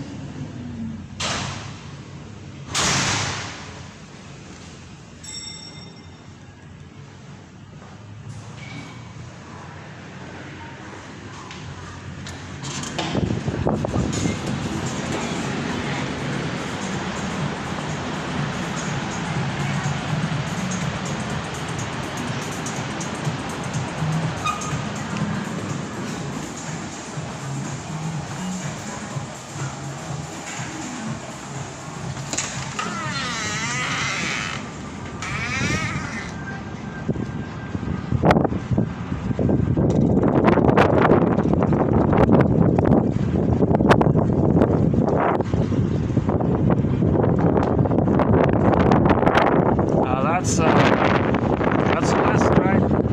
That's east. That's east. That's going to be south that way. That's west.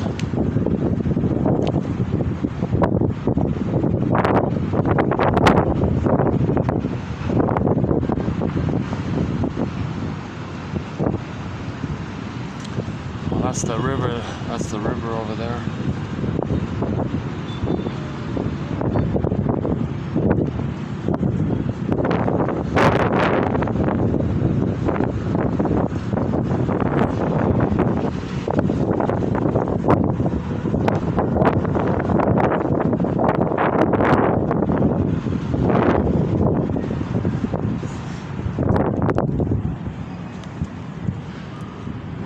Oh, I gotta go. Okay. Yeah, hi. Yeah, I'm just going. Yeah, okay, thanks. Take a seat.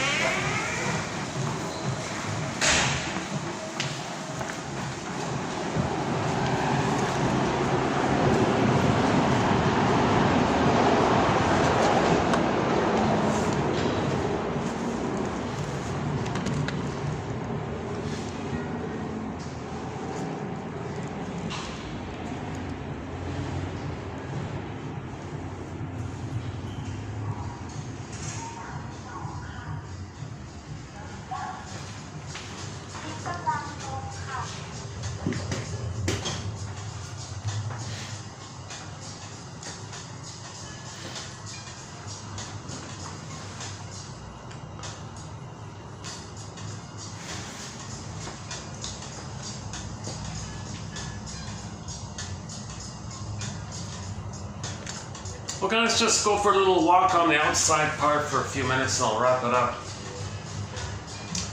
Yeah, today's not one of my better Today's not one of my better videos. It kind of waves a bit. It's bound to happen, right? Yeah.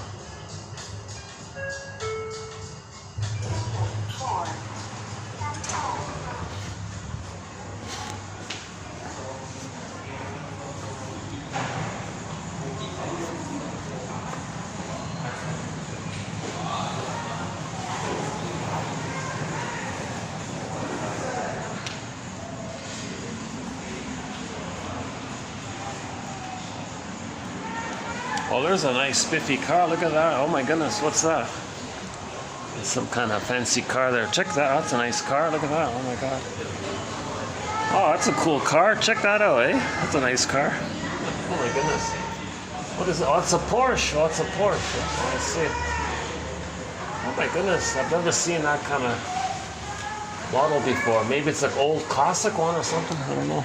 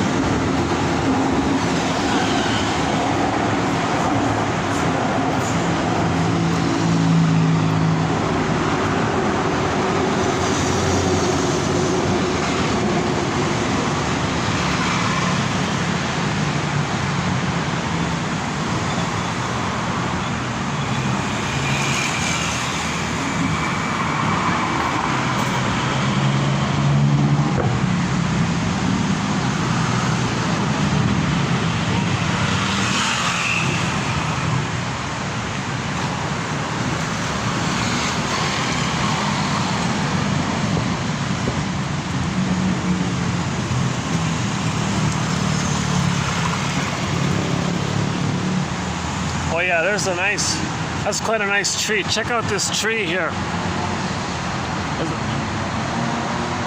I'm not sure what the name of the tree is, but that's quite a tree, isn't it?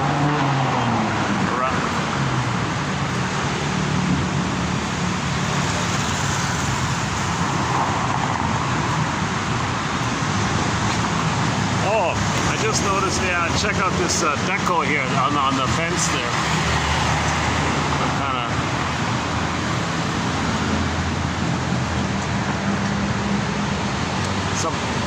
Somebody put an imaginary cat on the wall there.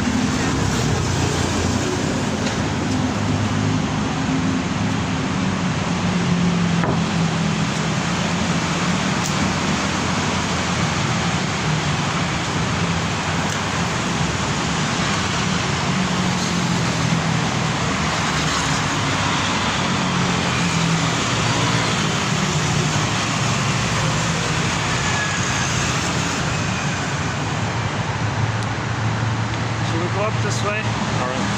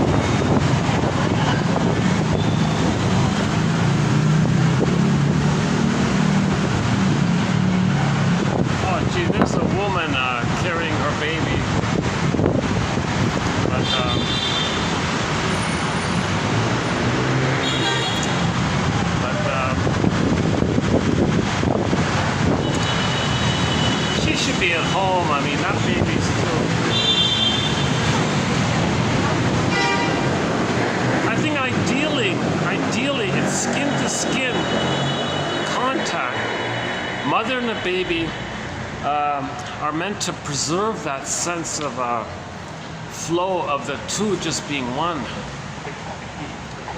But if the I don't know, let's say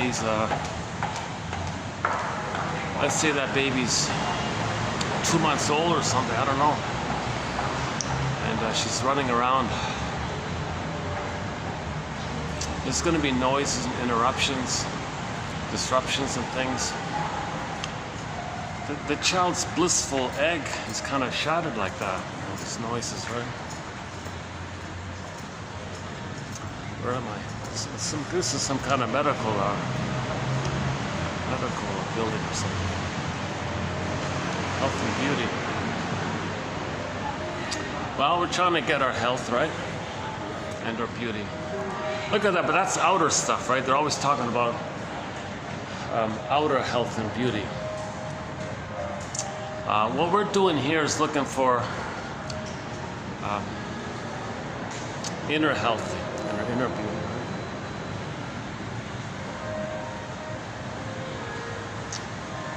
Oh, here's a nice quiet stretch here. Oh, okay, good. Okay, we'll wrap it up somewhere in here.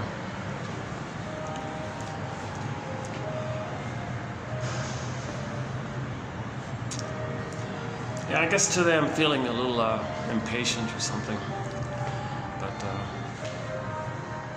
we'll get back on track. We'll get back into a flow.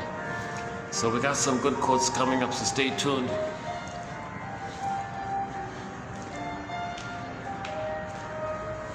Veneers, yeah, I probably should get veneers. Dental work, what's here? Oh my goodness, look at this. Hey, wow. There's even a chair here. Oh my goodness. Hey, look at this. There's an unexpected little spot here. I can even sit down here. Oh my God, look at that. How much light here, right? Here's the light. Can I get lighting anywhere? That's the parking in here. Sit here, but okay, let's maybe wrap it up here. Any final thoughts here? Any final thoughts? Is that the lighting? Oh, there we go. Any final thoughts here? That's quite a nice sports car, the nice burgundy little classic old Porsche, right? My goodness. That's quite a smooth, kind of flowing kind of thing, right? So the designer, you know, is really might be saying, I wish I had this smooth experience, you know. I know others would like it, you know.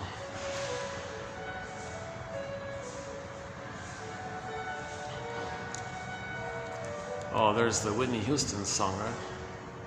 The greatest love of all, right?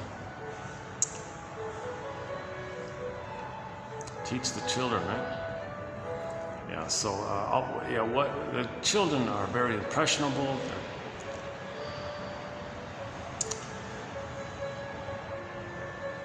But in order for parents to have this kind of goodwill to teach their children, you know, they don't want mixed messages. They don't want these conflicting messages. You're saying this, mother, but I feel differently here. What do you teach me, mother, here?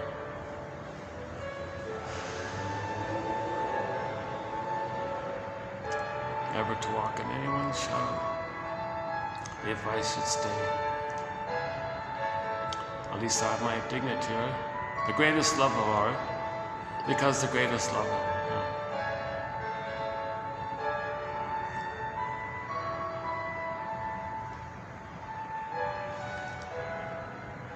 We do have the mother, Sissy Houston, a cover by Whitney Houston's mother, Sissy Houston's. She does. The mother does a cover of "Be My Baby." Look up the live one on stage there. That's a good one, yeah.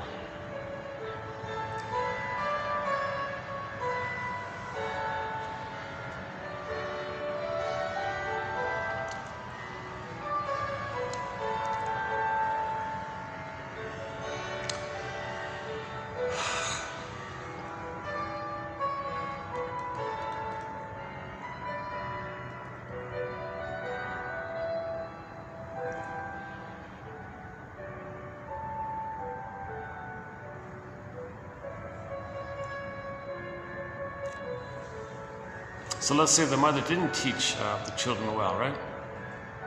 How do we forgive our mothers for not teaching us well? She couldn't teach us well. She was crying for love. She was in pain, crying for love. What's she teaching? She didn't teach anything. She was just crying for love that she didn't get taught well. So the youngest isn't learning anything well, right?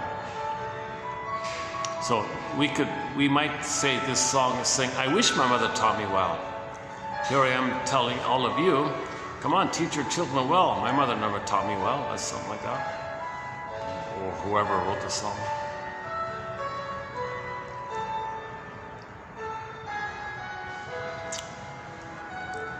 So Berger calls this a positive magic gesture. It's kind of harmless, really, just like being nice to people, saying that you wanted your mother to be nice to you, like soothing people with your music or something. Well, my mother never soothed me.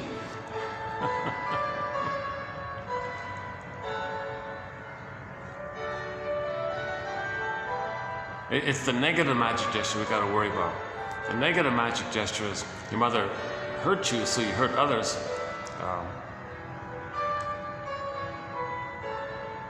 As if by doing so, there'll be your mother in the past will apologize and undo it, and a magical time machine will appear and change it. So that's a magic gesture. It's not going to work.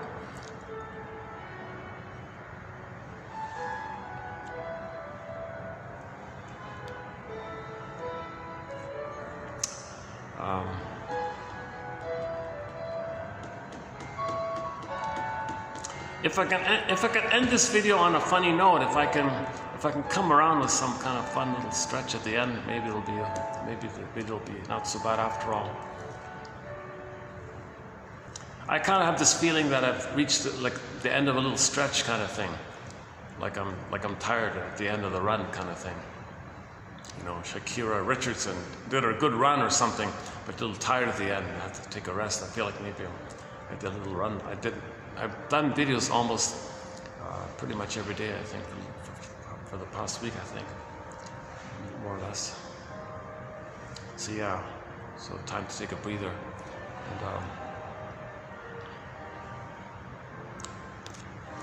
And I still want to somehow deliver this message for myself and while speaking to others. This idea that the forgiveness has several components to it. Okay, that we had certain feelings by what happened. So we want validation, recognition for it. If we don't get it, we're still holding on to it. Now, if you just, okay, mother, forget it. Well, you're validating, you're betraying yourself like that. Because you thought your mother was it's kind of like, quote unquote, letting criminals off the hook, like that. And then, so you don't want to be healthy because that says in effect that the parent didn't hurt you and you denied your feelings around that. Now, and there's this compounded fear that even if the person still says, all right, I'll forgive them, I'll be myself, and then you wait a minute, if I do all that work despite them and I'm still going to be happy despite what they did, and they come around and say, look how good they are because I'm successful, I can't, that's too much, I give up, I'm not going to be successful because I don't want to be betrayed again. So the mother, right? So the mother hurts the child. Maybe the child grows up and finds a way to still be successful or happy, nevertheless. Now, if there's during that process, if the person, young adult or something, sees the parents bragging, see, I'm such a good parent, see how successful. Wait a minute, okay, this is too much. You're not taking credit for my hard work. You're not admitting the harm you inflicted on me that I had to overcome. You want to act like that there was no barrier no effort on my end to overcome your hurt. You want to pretend that you didn't hurt me. Now you want to take some kind of credit for my efforts. This is too much insult. So a person might feel, I don't want my neurotic pride here like this. I can't accept them taking credit for my hard work. despite them, kind of thing. So back to that Nashville story. That's why I focused on that quote from the Nashville show, where that woman did say to the daughter, she made it very clear. It was a very good little scene. All that you are, everything that you've accomplished, that's all you.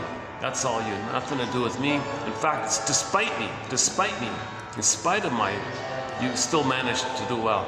That's awesome. That maybe she sensed that the mother had some kind of goodness in that area that allowed her to do that. So maybe the mother looked really miserable and all that, but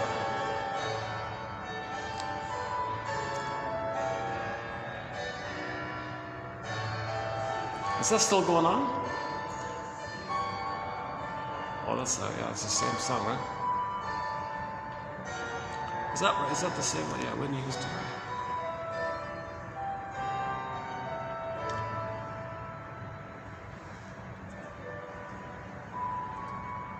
Oh, this is another song.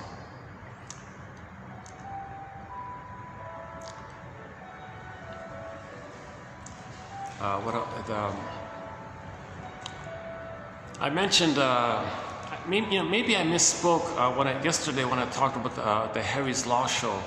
So there was a guy at midlife. He was kind of like a charming kind of fellow and all this, sort of like a mascot, slightly like a clownish kind of guy and all this. But it was his charm, it was his strategy, it was the role that he played. And then at midlife, he realized his charm didn't work. So his defensive structure wasn't working anymore. And he had a very good line at that point. He said, what's worse? To realize you're no longer what you were, or that you still are what you've always been. Is that right? Did I get it right this time? So here's a guy at midlife who had a defensive pattern, and it allowed him to make him unaware of the pain. But that defensive pattern was wearing out. Tricks weren't working or something. He's getting older. His routine was wearing out or something. So then now he's realizing, wait a minute, I'm not that anymore. I'm not that charming guy anymore. Well, wait a minute, what's worse, that or to realize that you still are what you've always been? Is that how he said it? The wording was pretty good. I'm not sure if I got it exactly right. Look up Harry's Law in the search engine for this channel here. Harry's Law. We did some quotes. From it. I think there's 3 good quotes in there. Oh, another one, yeah, she says, every knock is a boost. It's funny about that. She quoted Albert Hubbard. Not many people quote Albert Hubbard, but she did it. They quoted Albert Hubbard. Albert Hubbard. I can't believe it. Every knock is a boost. They say every knock is a boost. So the lady, Harriet lost her job. It was like a knock. Is that a boost? Is this supposed? They say every knock is a boost. I don't know. So she had like a midlife thing. Then she opened up her own shop, right? She opened up her own legal store, legal business. Oh my goodness! What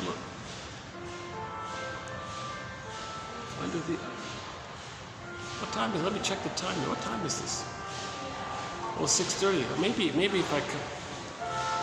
That's pretty good. I wonder if let me check this out in the afternoon, if it's like this in the afternoon. You got a few stragglers with the parking lot here. But, oh, they were going to use this spot. They just turned around.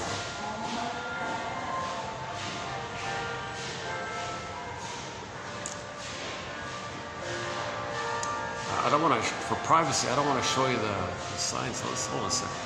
If I do this, does that work? If I do it like this?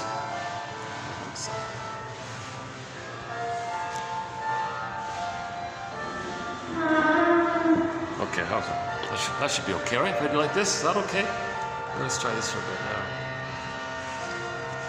They even got a table here. They got some plants here. I could do a video here almost. Just some piano music in the background, that's okay. It's probably not copyrighted. Oh, it might be copyrighted. If you notice any skips in any of the videos, it's just like little jumps like that, it's because the camera picked up some copyrighted music, which meant that I had to have that section trimmed out for the video. There's quite a few little 3-minute jumps or 2-minute jumps like that. Sometimes they let you just trim out only the music part and the speaking part can stay. Sometimes you got to trim out the whole thing, all sounds. Sometimes it says only all sounds have to be removed. Sometimes you can mute the music part but keep the other sounds, they say. So it's a little mixed up like that. But once again, it's about the quotes. It's about the quotes. You click the more link. It's about the quotes. I also have a hard time watching an anxious speaker or a nervous speaker kind of thing. So I get that many people might not want to watch an anxious speaker like that. So the give back, once again, is the quotes below. So there are 2 ways to get these 10,000 excellent, clear, helpful quotes. An incredible treasure for anybody in midlife, these 10,000 quotes. Here for free on the channel here, click the more link for each video, 1,000 videos times 10,000 right here. Or for convenience, you can get the PDF file on your phone through the Patreon thing. You don't have to be a regular member, just sign up once, buy the coffee, and get the file, and then you can cancel kind of thing. I think that's how it works, basically.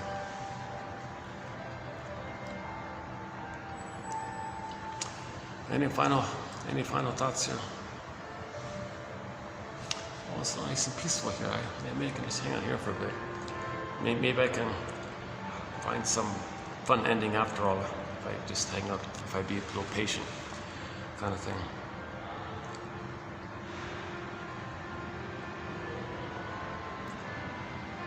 I'm still trying to analyze why a lot of people don't really yield and share, like the pathway, like if you're walking on the sidewalk or something, people get into this triggered bulldozer mode or something. Oh my God, what's the big deal? We could just share. I'll step a little to the left, you step a little to the right, we could just share like that. No, it's all mine, I get out of my way. Oh my God. I'm just still trying to quite figure that part out. It's almost like there's psychologies involved. Well, it's like, well, you got to be me, and I got to be the mother. My mother was the aggressor. You got to be the loser me, I got to be the winner mother. But that's...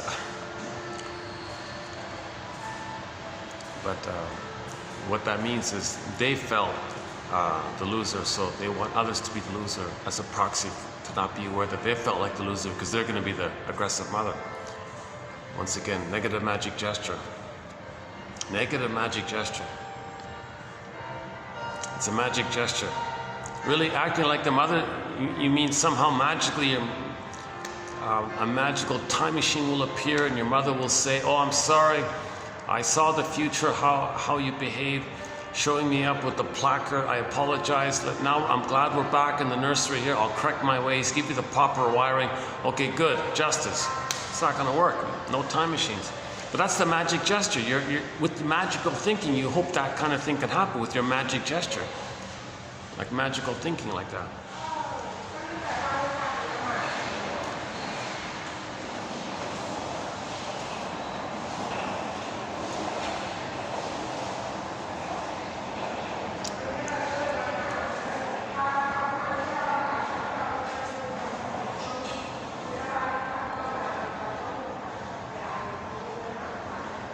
So once again, Inside Out 2, the imagery, just focus on the imagery.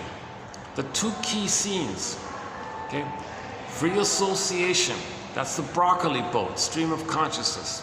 But you gotta get on it first of all. The first thing is to get on it. You gotta get on it, right? So you do it by confronting your rationalizations, your excuses, your self-deceptions, your lies. Okay, all these lies. Basically, whatever you think, just say, is it true? I guess so. Really? You sure? I'm not so sure. Okay, well, go on. What's the most unclear thing about that? What's the most nudgingly, blockingly, confusing, muddled thing about that? Yeah, you're right. There's some kind of muddled thing about that. I feel like I'm just saying it, but it doesn't feel quite right. You could go on, yeah. And sometimes you can focus on your sensation. Well, where in your body do you feel that sensation?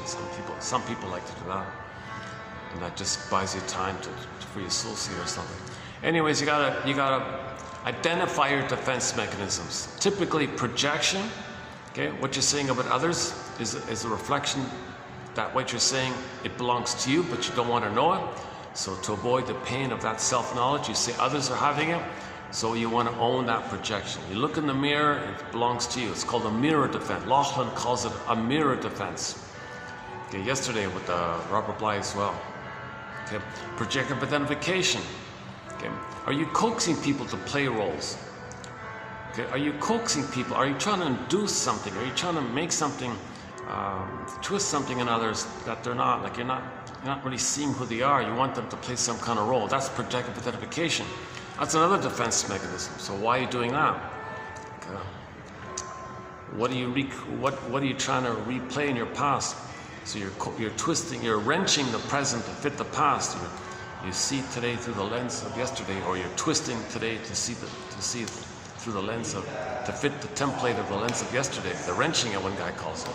So in the wrenching process, you call identification with the aggressor. Projective identification, where you interrelate, you relate with somebody believing they possess the thing that you saw in them. That puts a push and a pull on them. It's a self-fulfilling prophecy because you constantly act like they have the thing that you denied about yourself. And they kind of end up going along with it, and now so you're recreating the past. Okay, so projective identification, reaction formation means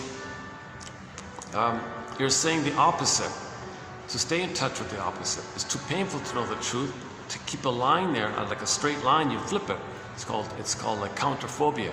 Like you're afraid of something, so you suddenly act like you're not afraid.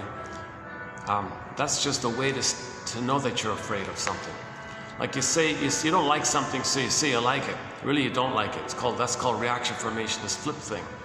Okay, so well, identification with the aggressor. That means if you're negative towards others, that's for you to know that your mother was negative towards you, and you become her because of the pain around it, and you want others to be a proxy of you, which you need to do in order to repeat.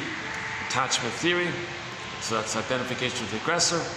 Anytime you say, I'm okay, you're not okay, that's identification with the aggressor. Because when you say they're not okay, that's your own soul which you're projecting, and you identified with the aggressor to maintain that status in the universe where you thought you were okay. Okay, the clingers often are self-defeating, where they project the inner critic onto everyone. And because of that, they think everyone's criticizing them, so they climb up, so to speak. They may be like a little aloof or something. People say, oh, what a snob they are. They reject you. Well, that's self-fulfilling prophecy. Your mother rejected you. You think everyone's going to reject you. Your behavior creates a kind of thing. So that's another one where so that's called projecting the inner critic on everybody. You think everybody's criticizing you. No, it's a dispersal of the intensity of the mother criticizing you, so you disperse it onto everyone, kind of thing.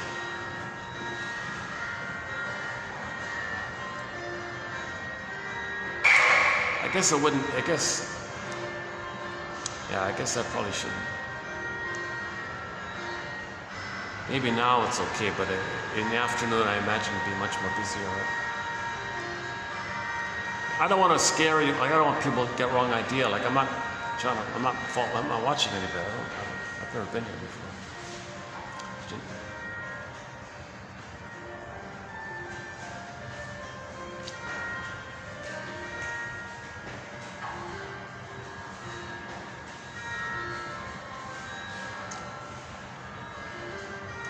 And see, like that guy who just passed in front of me, he kind of, I don't know, like, I don't want them to think I'm filming them, but they don't know that I'm filming myself, but they might think I'm filming them, kind of thing. They can't tell, right? It's another awkward thing about it. Unless I turn the chair around.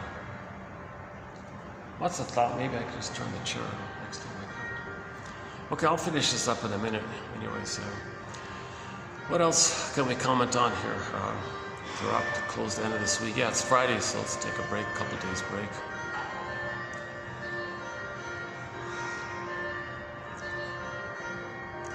Yeah, I took a peek at that book called The Transmission of Emotion. Oh, she's all over the place. Interesting point. There's a woman that wants to try to figure out this thing called the emotional contagion thing. And, but I got tired of trying to figure out. She's just like dancing around things all the time. Like, come on, yeah, come on. I'm waiting. She's just dancing around. And I thought, okay, contagion of emotion, the topic of your book, transmission of emotion. Well, I'm feeling kind of like a little tired here and a little crazy making kind of thing.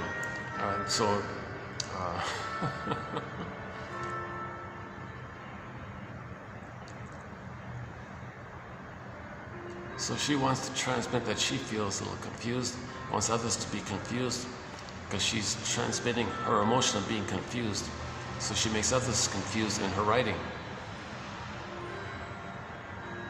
So one part of projective identification is misery loves company. You want others to feel what you're feeling, so you feel like, well, we feel the same thing. We're not alone. I'm not alone because you feel what I feel. That's a part of it.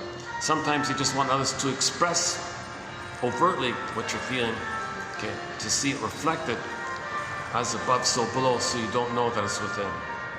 That's so you can project and attribute what you don't know about yourself onto others if you see it outwardly others. So you want to coax others to display it. It makes it easy for you to deny it within you because you want to coax it like that. Sometimes you just project it and you're satisfied with that. Sometimes you're not satisfied. You want to push them to display it. Oh, now you're satisfied, kind of thing.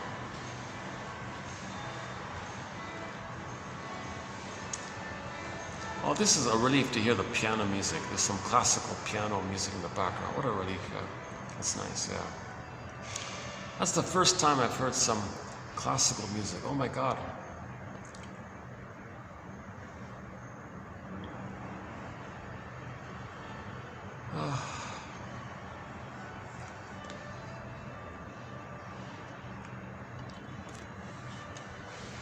Okay, so one step is to identify your defense mechanisms.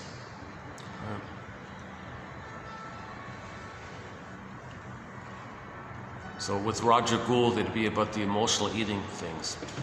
If you're not physically hungry, why are you eating food to tranquilize your loneliness or sadness or something? Why are you using food to soothe your emotions? Well, that's a defense. You don't want to face the truth of your emotions. So you reach out for food to get the sugar, salt, and fat to trick your brain to send you serotonin.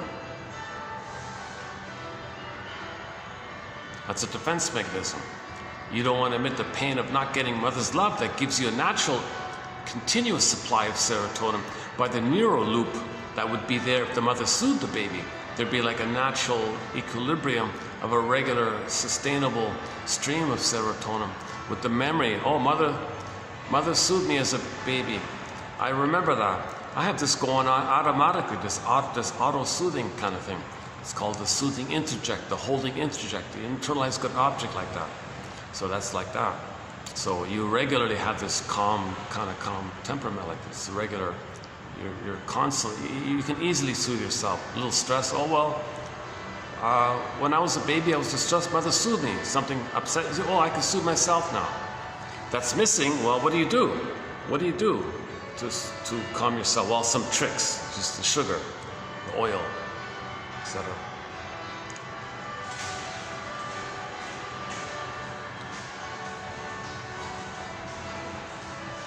Yeah, it is nice to hear the piano music. What a relief, eh?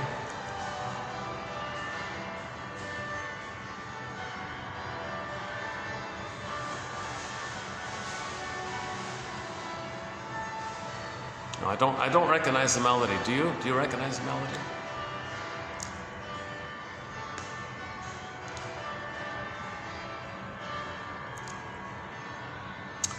What else? What other defense mechanisms are there? Identification with the aggressor, Well, repetition compulsion, just repeating, okay, just repeating what happened in the nursery again and again, and that's a defense. Because it's too painful to remember, so you can repeat it. By repeating it, you're not remembering it. At the same time, simultaneously, at the same time, you're actually trying to remember. So you got to convert your repetition as an attempt to remember, that you're trying to remember. You're trying to get your story. You're trying to interpret, make the inference that what you're doing now is symbolically to let you know what happened actually. The symbol isn't real, but it points to something that was real. Symbolic acting out. Janoff's material. 2745 to 70. A very good batch of material that you'll find here is the Janoff quotes. 2745 to 70. Plus, I recommend the 3 video follow-up, 71 to 73. And then afterwards, the 12 videos on the BPD pattern. Gratstein, Christina Lawson, that one there, the BPD, plus the anxiety batch, the ennui batch, and the timelessness batch. And I actually did a bit about the Dionysian one, about the opening ceremony, about the Olympics. Analyze this, people. That one there. So we talked a little bit about the Dionysian myth, the symbol.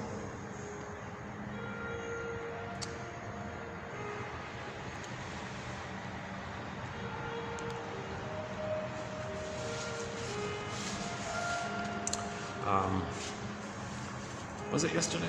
I talked about the two videos ago. I did a little bit about the pillage and the plunder. I don't talk too much about the outer events kind of thing, but we do have a thing called the 48 symptoms of homo traumicus. That's a huge topic. 7.5 hour video back in 27-25, part 3 of 3, and I did like a little bit of an update on it, just a partial 2 videos ago. Just a little bit, just a tiny bit.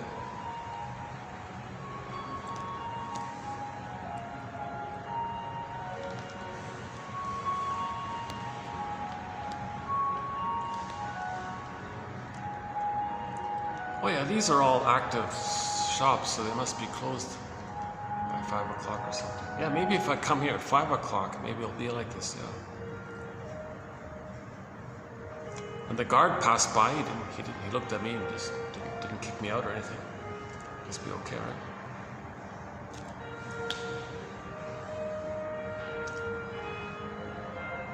I think I'm in some kind of medical kind of a service building or something.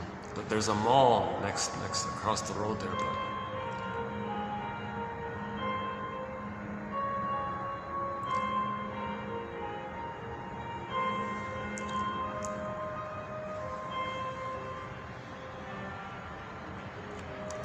the Happy Days show, season 11, episode 14.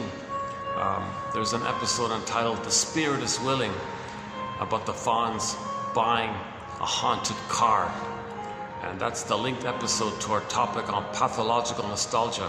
So we did a 3 video special run on pathological nostalgia, and that was the linked TV show episode to facilitate that topic. And the linked song was a song called "Dreaming" by Santers, the Santers band. We played the bootleg one. Go to Santers bootleg, and then the "Dreaming," that's in there. Actually, the Santers bootleg, there's another one called "The Rapper," which we use for the Don Juan syndrome, the rapper one. And yesterday we talked about the Donna Juana. She was a retired Donna Juana. She was a retired she-wolf, trying to help out a young lady, encouraging her to not be a she-wolf like her. That it made her bitter, it made her lonely. She lived a life of a million lies. It was meaningless. She thought it was exciting to constantly dump men because the mother dumped her in the repetition. So that's meaningless like that. Really, endlessly dumping men again and again and again because your mother dumped you. Somehow you're gonna feel undumped by your mother back in the nursery. That's a negative magic gesture. It doesn't work. So she was saying to the young lady, "Hey, young lady, please listen to my story here. I want you to share some time to hear a weary, how's it going on? Hold on a sec, I got it right here. I want you to share a moment to listen to an old lady. You remind me of me. I want to do something positive here. Let me tell you my story. Please lady, don't just walk away, because I have this need to tell you why I'm all alone today. I can see so much of me still living in your eyes. Won't you share a part of a weary heart that has lived a million lies? I never knew I'd be so bitter from this lifestyle. I spent my life exploring subtle, fill in the blank, WHORIN, fill in the blank, and it cost too much like this. So this woman was a lifelong playgirl, lifelong Donna Juana Puella. She kind of like a female Don Juan, basically. So she said, the main line in there is, I've been to all these nice places. I've been to all the most luxurious castles and resorts. I've been to these kind of quote-unquote paradises, but I've never been to me. I've been to paradise, but I've never been to me. The main line of the song is, I've never been to me, the title of the song. I've never been to me. Dear young lady, you're just like me. You're about to leave your child and your husband to be a playgirl? Don't do it. You've got an attachment. You've got a human attachment. I never had human attachments. I did the jungle stuff, where I dumped fellows, okay, because mother dumped me. And that was a survival thing that I was doing. I was always in the survival stuff. You got the more human stuff. You're confused because you had a fight with your husband. Hang in there. Leaving your mate doesn't mean you're going to leave your inner conflicts. Face your inner conflicts, you'll save your marriage. Divorce won't help. Read the book Divorce Won't Help by Edna Bergler. She didn't say that, I'm just adding that part. So she was doing something generative at the end of life. So she was a bitter, lonely, angry kind of person, but she wanted to do something good, and that took place when she met a young lady who looked just like her when she was in her 20s, and she's now in her 70s or whatever it is, 60s or whatever it is. And the song, lists all of her escapades. She slept with the billionaires and all this. She slept with the king, she even said.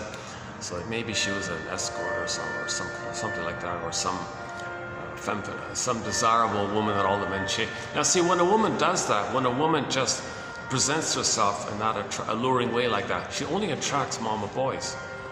So she's only going to attract infantile men if she's only presenting the sex without love. The infantile men, they were rejected. So it's like a mutual rejection.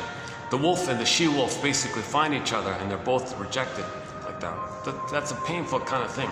It's all this jungle stuff, survival stuff, amygdala stuff. It's all defense against affection, the tenderness. So she realized it. She realized it at the end and said, young lady, I want to help you save your soul. I want to see if I can maybe help you save your soul.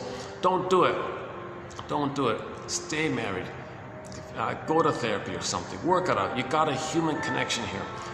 Being a she-wolf, there's no human connection. It's just jungle stuff. Okay, it's just sex without love. There's no warmth like this. It's just this addictive kind of. You get the brain chemistry when you act like your mother. If your mother hurt you, it's a trauma bond. You become her. You get the little white flower called the narcissus flower. It gives people this blissful feeling that once upon a time in the uterus, you were one with the mother, you felt this blissful feeling. So once again, in the uterus, all babies feel oceanic feeling, oceanic oneness, this blissful oneness. One guy calls it blissful ecstasy to really emphasize the point. So all babies feel this blissful kind of thing. No time, no space, floating around. Wow. Nobody remembers that. But the inference is people try to blip it up when they stay loyal to the mother who traumatized them at that time where they didn't get enough love to get out of that blissful place. So they're looking back again, like a pathological nostalgia. Yeah, so back to pathological nostalgia. One idea about that was if you don't want to face growing up, if you want to stay a Peter, so she was a Peter Pan, right? A female Peter Pan, a puella, they call it puella. Eternal youth, don't want to grow up, Peter Pan. The female of the Peter is puella. For the fellow, it's puer, right? So she was a classic puella. Never wanted to grow up, don't want to admit time, this kind of timelessness, don't want to admit growing up, don't want to admit healing, don't want to admit life is short, come on, don't say all these rationalizations. Now when there's stress, what we do in pathological nostalgia is see if we can blip up that blissfulness that was missing. So what you do, the trick is, what you do is you look back in your past where you maybe had some kind of dream that would have given you that blissfulness, but it failed, of course. Well, wait a minute, I can just dream back, ignore that it failed, and pretend that it happened. So you're doing cherry picking and you're making it up like that. And now you dwell in this blissful thing that would have given you the missing blissful thing, and you linger there. That's pathological nostalgia. That's a defense against the pain around growing up, the pain around healing, the pain around looking in the mirror. Okay, Michael Jackson says, look in the mirror. Okay, face the man in the mirror. Okay, it's a defense against mourning, a defense against grieving. So as a defense against the pain around grieving and mourning, one defense mechanism is pathological nostalgia, where you pick something in your youth and make a beautiful version of it and just dwell there. Oh, what if this could have been that? Ooh, ah, ooh, ah. And just try to create this dreamy, timeless, kind of blissful escapism kind of thing. That's defense against. Doing that means you don't have to face your current life, where you realize what you're doing might be wearing out, and there's a pain around it. And now you're supposed to face the midlife audit, the midlife examination period. Now you're supposed to go on the second journey in midlife, the hero's journey in midlife. That's too painful, I don't want to do that. That's what the sirens say in the Odyssey. You don't have to do that. Look what happens. Okay, the Calypso, you don't have to do that. Circe, you don't have to do that. All these temptations to not do it. So actually, what would be the pathological nostalgia?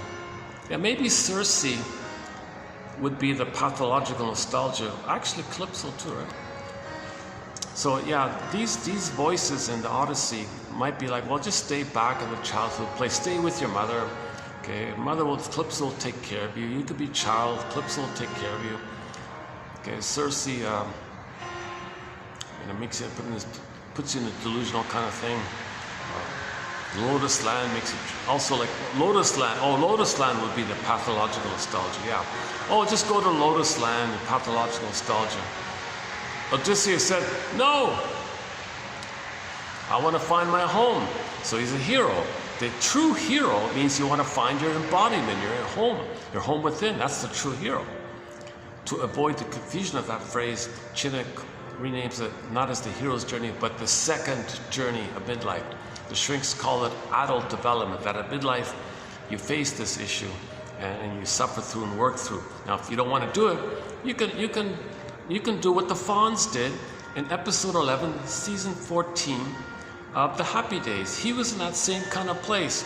Oh, should I get married, or should I buy a business? Kind of getting older here. What should I do? Pain. Oh, what about the good old days? And dream it up. So he bought an old car from the old time, and it just so happened that there was the spirit of a woman in that who died in that car, but her psyche was, and she entered into his mind, and they were in a blissful thing in that time, and he was living back in that time, in a blissful thing. Very good episode, very uncharacteristic and very much unlike the regular Happy Days episodes. That's a very unique episode. It's called The Spirit is Willing, season 11, episode 14, the Happy Days show. I think it was the final season. I didn't know about it until recently, actually, myself. Oh, wow, that's a great episode. A great episode. Another good episode was season 8, episode 21, Mother and Child Reunion, where the Fawns, his mother abandoned him when he was a little kid or something. He's got just one little vague photo of her. One day in a restaurant, he sees a waitress and somehow thinks, I think that's her. That could be my mother. So he has this dialogue with her. It's not her mother, but she wants to help him. And it's a little discussion like that. So when he got a possible story of why the mother did what she did, Okay, that helped a lot because that waitress and her mother did have a lot in common. So that kind of helps. So when you get your story, things are better. Right? But back to season 11, episode 14 of Happy Days, The Spirit is Willing. I remember at the conclusion of it all is, what was it again? Look, when something's over, you got to leave the past in the past. You got to identify the past as the past. Oh my God, yeah, that's one of the best. That's my favorite episode. Put it that way. That's my favorite episode of the Happy Days. It's the only one I really remember, to tell you the truth. That one and the other one, Mother-Child Reunion. The other stuff was just silly stuff, right? You know, a lot of that stuff with the fawns was, it appeals to people's infantile megalomania, this magical wish that you can get what you want, right? So all babies think they're gods and kings, so the fawns would snap his fingers and whatever he wanted he got, right? Okay, something was, you know, the jukebox, he had no coins, he just tapped it, you know, little thing. He's in the woods, he hears a lot of crickets, he wants the crickets to quiet down. Cool it, crickets! Suddenly they all stop. So he would snap his fingers, the girls would, typical one was he'd snap his fingers and all the girls would run to him. That's like the baby, you know, mother comes. So he was still in that kind of, he was a fantasy figure about this area that children have this magical wish that they should automatically get what they want freely like that. So he was kind of tapping into that kind of, that character tapped into that psychology. Hence the immense appeal of that character. Right? So it's sort of like a fantasy character. Right?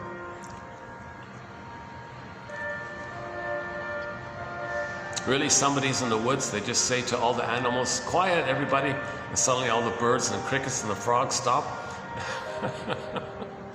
That makes it pretty clear, that example.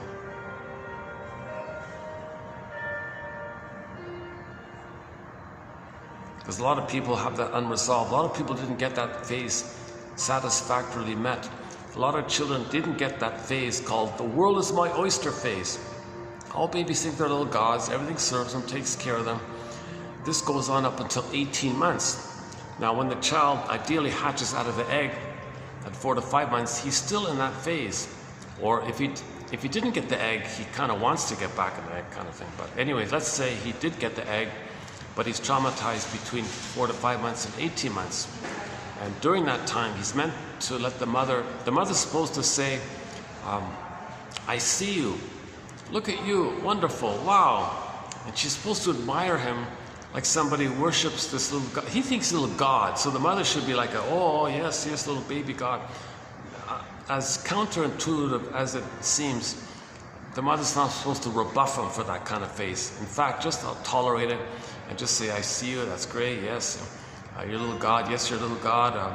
Maybe a little bowing, I don't know, maybe I'm just kind of like, you know, that phase will naturally dissolve, right? Now, if he's traumatized, if the mother rebuffs him for that, who do you think you are? Oh, ouch. Okay, then he still has that. He's fixated there. He's stuck dealing with that. It's unresolved. So he may wish he could always have that. Somebody sees me and gets his needs met. The world is for him. The world serves him. Gets what he wants. So you turn on the TV. Oh, there's a guy there who does that. Snaps his fingers, and whatever he wants, he gets. He's always right. He always wins. He always wins the money. He always gets this. He always is like bewitched. He's like a magic thing, right? The baby was in that magical thinking. That sometimes called magical thinking. He thinks that when he gets it, he thought it, and then he got it. So the fawns makes they call a magic gesture, like an extension of the magic thought, magic gesture. Snap your fingers. You think the child created it. Because the baby's still in that phase where he thinks the mother is him, not knowing that the mother is an active agent who loved him. He thought the mother was him. He did it himself. He created it himself. That's the magical snapping fingers thing. Later, then at 18 months, he finally gets the reality. Oh, I get it now. I not just cognitively, like emotionally, he accepts that he's a person. Oh my God, mother has feelings. She's like a person too. Oh my God, I'm a person too. Oh my God, we're all people here. Oh my God, we're all like part of this family, Earth family. Oh, I see. Okay, wow, curious. Now, Voyager, seek thou forth and know what's unique about you. What are your uniqueness? Mother, you found your uniqueness, right? Yeah, you found your uniqueness. And I'm going to find my uniqueness.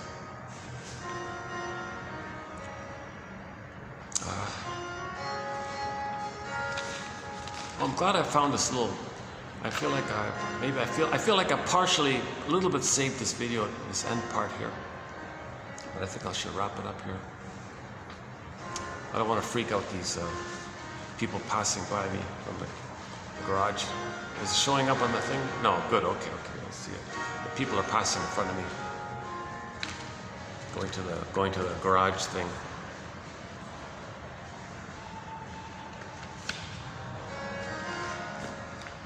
Oh, I love the piano music. This is very relaxing. This is a very good soundtrack. One of the best soundtracks I've heard here. That's the first time I've heard some classical piano music in the background. My goodness. It's usually some Bee Gees, like Donna Summer. But Donna Summer was okay. Yesterday's video they played Donna Summer, and the one I talked about here, the Charlene one, I've Never Been to Me.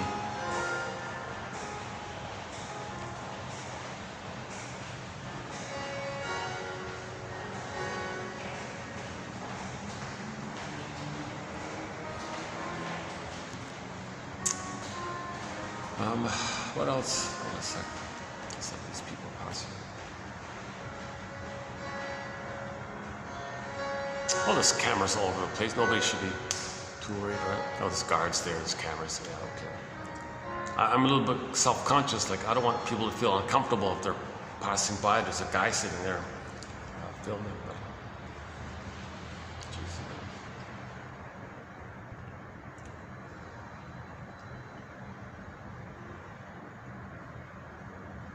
that might be a projection. Maybe I'd feel uncomfortable passing by, and there's one guy there filming or something. Maybe I'd feel, so maybe I'm projecting my thing. Yeah, it's possible. Projecting. Oh yeah, so we want to identify our defense mechanism. So pathological nostalgia is a defense mechanism. Also, emotional eating, okay, projection, projective identification, reaction formation. Rationalization is a major one. Rationalization, okay, transference, repetition, symbolic acting out, the stingers and the clingers one, projecting the inner critic. Well, not wanting to forgive your parents, that's obviously oh, this song's familiar.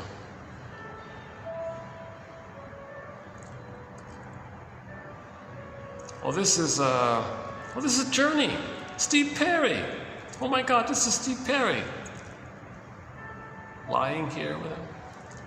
So here, Open Arms. This is Open Arms by Journey. Yeah, this is Open Arms. Yeah, one of their big hits, right? We have one song by Steve Perry on our soundtrack, Friends of Mine. Friends of Mine. Here I am with Open Arms, right? Look at that. I don't know if he's the lyricist of that, but that'd be like, you know, this containing, embracing, open arms, kind of fully welcoming and soothing kind of thing. Here I am with open arms, fully accepting you, unconditionally accepting you, open arms like that, no conditions. That's like the baby needs that kind of warm hug. The baby needs mother's open arms. Some mothers cross their arms. No, I can't, get away, baby. I'm busy. So now you look for open arms the rest of your life. But if you're looking for open arms as to represent the soothing from the mother, it's going to disappoint. Okay, hold a second. Got a guy just standing beside me there.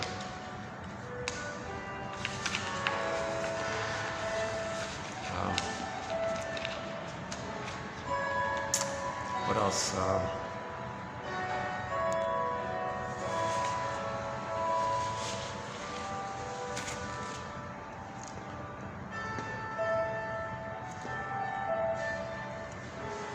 Oh, good, he's starting to leave. Okay. Oh, no, he's not. Oh, yes, he is. Oh, good. I was getting a little uncomfortable with just that guy standing right there.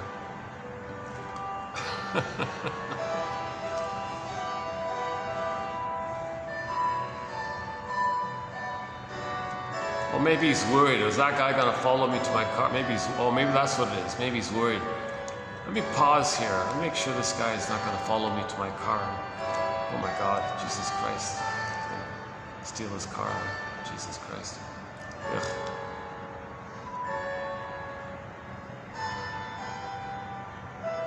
You know, sometimes when people are worried about things, it has that contagion, it has that transmission of worry like that. Like we can pick up, yeah, that's some, back to that book, Transmission of Emotion. Like if he has some kind of emotion or fear like that, I might pick it up. And her argument is, it's actually not yours, but it's from them, but you picked it up. And so she's struggling, grappling around with this idea. She doesn't have any clear answer. She's talking about what other people try to say, and he tried to say this, and he tried to say that. Long ago, they tried to say this. And she identifies it and contradicts it. She's kind of like just poking around like that. I couldn't tolerate that book, tell you the truth. I did manage to get a preview, look at a preview of it. The only thing she did say that was maybe a little interesting was that like the transmission of affect, right? Like the baby in uterus, the baby's in the uterus, right? Obviously he's gonna pick up what's going on with the mother, okay, through the hormones. If the mother's stressed, the cortisol can go to the baby, right? The mother's moods can affect the baby. That's like a transmission of affect, right? Like if the mother's happy, the child might feel happier, right? If the mother's upset, the child might feel upset. There's a transmission like that. Now her argument, she was quoting somebody's argument that yes, we're born, the mother, the child fills up like that, and he has his identity. But there's still that lingering memory that but we do have that memory that we were in a place where the environment, the uterus, was the uterus a friendly place that transmit the affect from there. If it wasn't, then we were affected by that. We were scared like that. Transmission of affect. So that's not, she was quoting somebody who said, that's not fully, perfectly, 100% resolved. So there's that template that's still there. So if the environment is whatever it is, we can pick up on it in the same way the template was set down where the baby picks up what's going on with the mother and the uterus through that. So the environment functions like, can trigger that mechanism. So we can pick up emotions from others, from other people, from environments, whatever. Right? So I hesitate mentioning it because I didn't fully get the conclusion of it. Though she has no conclusion. That author has no conclusion. She was just brainstorming around. I think she was just providing food for thought kind of thing and exploring herself. But she's convinced that there is such a thing as quote unquote emotional contagion, right? Like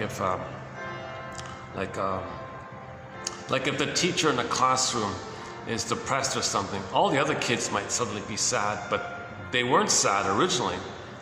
They may just pick it up like that, and the teacher feels relieved. Oh, good, thank you students for absorbing my sadness. And he calms down, and the kids are sad. How did that happen? How does this actually happen? So that's the main question. Like, technically, how does that happen? Let's say you got a teacher at the podium who was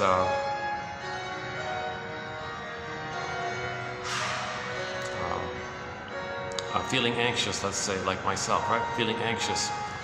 And then suddenly the students are all anxious. The students walk out a little anxious, but the teacher calmed down a little bit. How did that transmission, how did that exchange take place? If we think of it like that. Okay, I'll look back at that boring book and see if I can find something. Here I am passing along some confusing stuff, yeah. Transmitting my confusion. So I feel confused and frustrated and annoyed, and maybe there might be a transmission to the potential viewer or listener. Gee, I'm feeling confused and annoyed. So I'm transmitting my feeling of being annoyed and confused by that book and I'm relaying that to the audience, and maybe somebody hearing it, gee, I feel frustrated by hearing this transmission of affect. How exactly does that happen? Because the listener of what I just said wasn't feeling confused or annoyed. Maybe now they are. Doesn't mean I triggered, doesn't mean there was a triggering thing taking place, which maybe some authors would say, well, it's just something triggered. But she's saying, no, it's not about triggering. It's about, there's an actual, quote unquote, like a contagious thing, emotional contagion, like psychological contagion. Like if you go to if there's a hate rally, and you got an agent of hate at the speaker, and suddenly everyone else is feeling a lot of hate. How did that happen?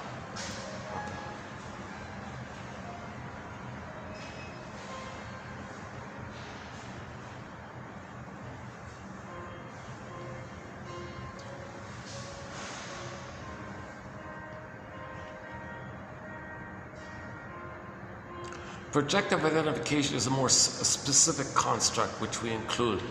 Okay, there's the 4 parts of it. That's a defense mechanism.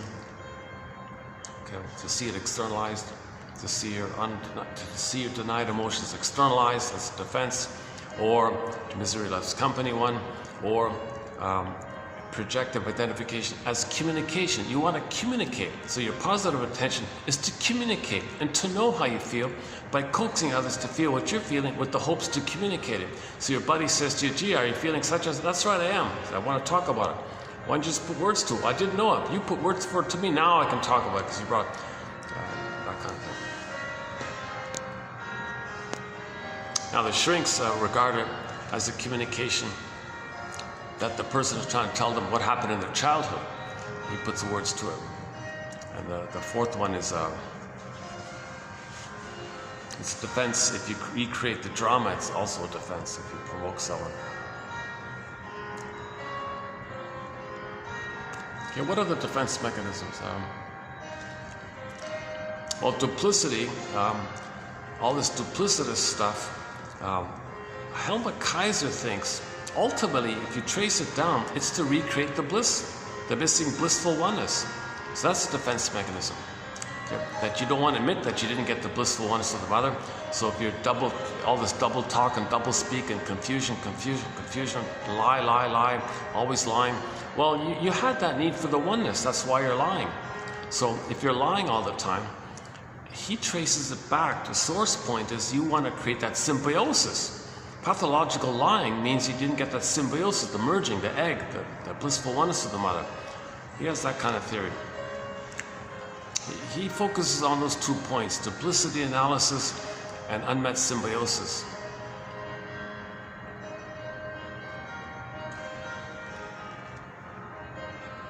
Oh, there's way more. We got like a dozen more. I mentioned about a dozen just at this point, right? There's another dozen defense mechanisms for sure.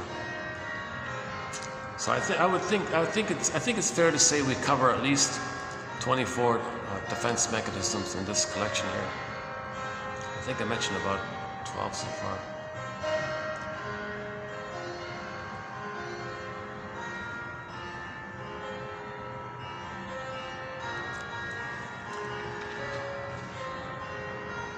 Emotional eating. Okay, not wanting to admit that your mother didn't love you. Well, you fill yourself up with food because you weren't filled up with love, with a bundle of memories of mother loving you. You were filled up with love like that. Well, that's missing. Well, the unconscious associates mother with food, so fill up with food. That's a defense mechanism. To use food thinking you can get mother's love in the nursery. Emotional eating. We mentioned emotional eating. We mentioned that one already, right?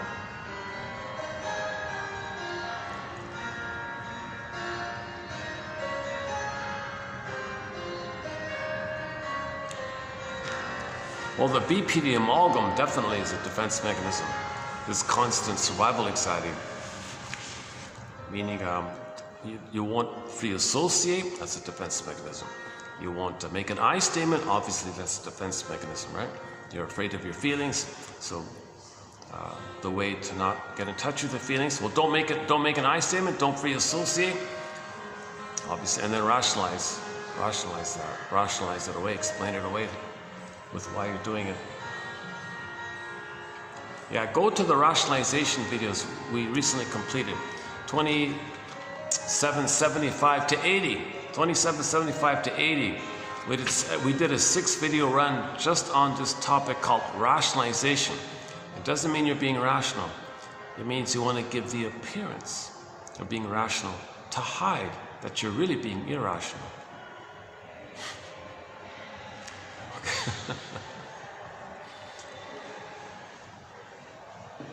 I guess I should wrap it up here. Let's see, what time is it? What time is it? 7:19. 7:19. Battery's holding up. I forgot lighting here. That's one unique thing about this spot. There's lighting here. Maybe if I spend too much time here, the guard's gonna kick me out at some point, right? Or maybe not. Maybe they're okay with me. Maybe what I could do next time to not freak out the passerbys. What if I just sat here? What if I just... No, you'd still see them, right? If I went this way, right? How can I do this without freaking out the people passing by? Let's see. If I can come back here next time. What if I do it this way? Oh, it's the same thing. If I do it this way, it's the same thing, right? Yeah, it's the same thing.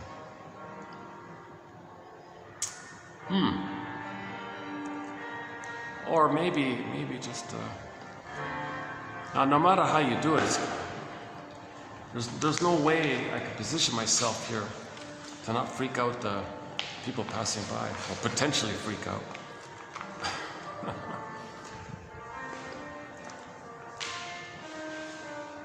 Oh yeah, creating drama, just deliberately creating drama, distraction, manic behavior, of course, just being manic, just being hyper busy all the time. That'll distract you. That's a defense mechanism. Okay, well, anyway, so identify your defense mechanisms. Right? Identify them, face them, name them, face them, kind of thing. Rumpelstiltskin, face them, name them. They're also known as resistances. Okay. And then see if you can peek underneath, so to speak. There'll be a real feeling. Once you tap into that river, there's a river under there. That's the stream of consciousness. That's the broccoli boat. The broccoli boat is there. So in Inside Out 2, that's what you see there. When they got on the broccoli boat, now you're free associating. Now, oh, this reminds me, now I can really speak freely. Now, oh, this is good. It's always a relief to say what you're really feeling. It's always a relief to speak the truth. The truth will upset you free. There's a relief like that.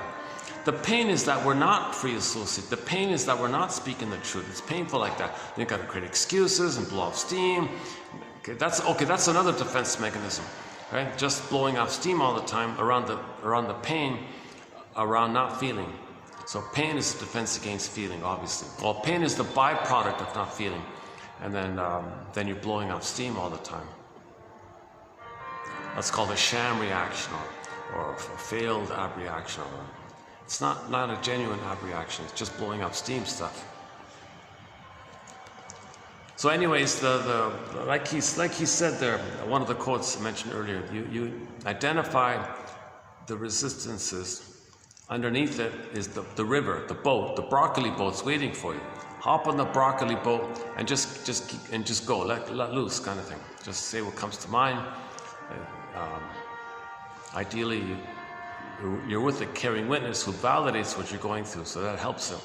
If the person with you mocks you, or obviously it's not going to work, right? If they invalidate you, that's because they're trying to say that when they were a child, their mother invalidated them. They treat others the way they were treated. So that's a quick clue. You share something vulnerable to your friend. Oh, get over it. What's wrong? Don't be such a this. Don't be such a that. Yeah, right. So the machismo act obviously is a defense against feeling. Anger is a defense against feeling. Anger is the symptom that... anger is a message of unmet needs.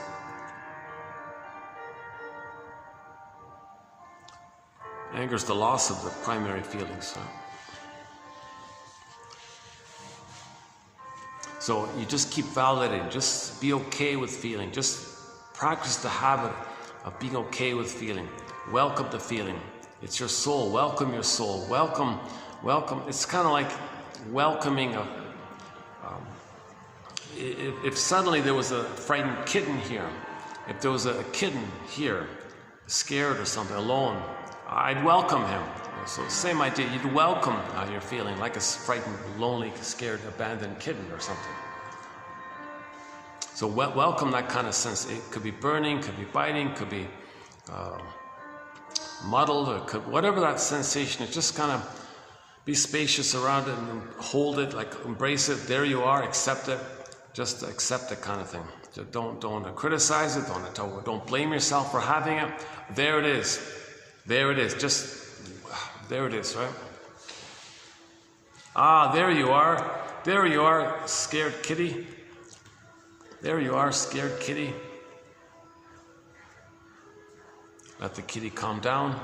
Let the scared kitty within calm down. And then say to yourself, gee, I must have a very good reason for feeling this. And say what comes to mind. What's the hardest thing about this topic? Say what comes to mind. What does all this suggest to me? Say what comes to mind. Okay, go on. Anything else?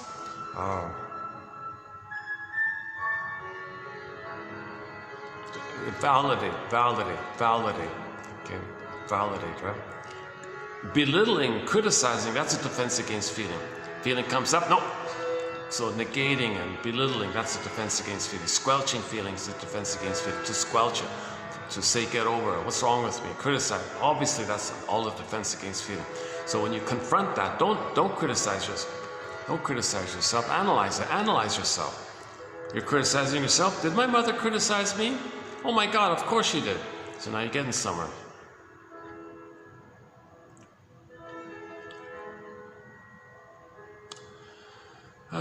Okay, let's maybe wrap it up here. The coffee has that effect on me.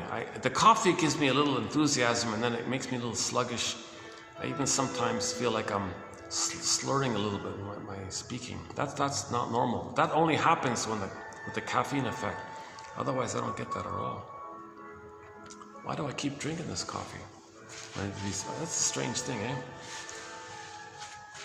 I want to please. I want to please, right? So I want to be able to speak quickly. So okay, I'll take a little. I rationalize taking caffeine, thinking I can maybe get more material out. That's a rationalization. But the deeper issue is I'm still pleasing. I want to please people. I want to help or something, right? So I'm still in that childlike mode of like that, right? There's a partial generativity, I feel, and a partial or a major, let's say, childlike side. There's a both there, I feel, both and.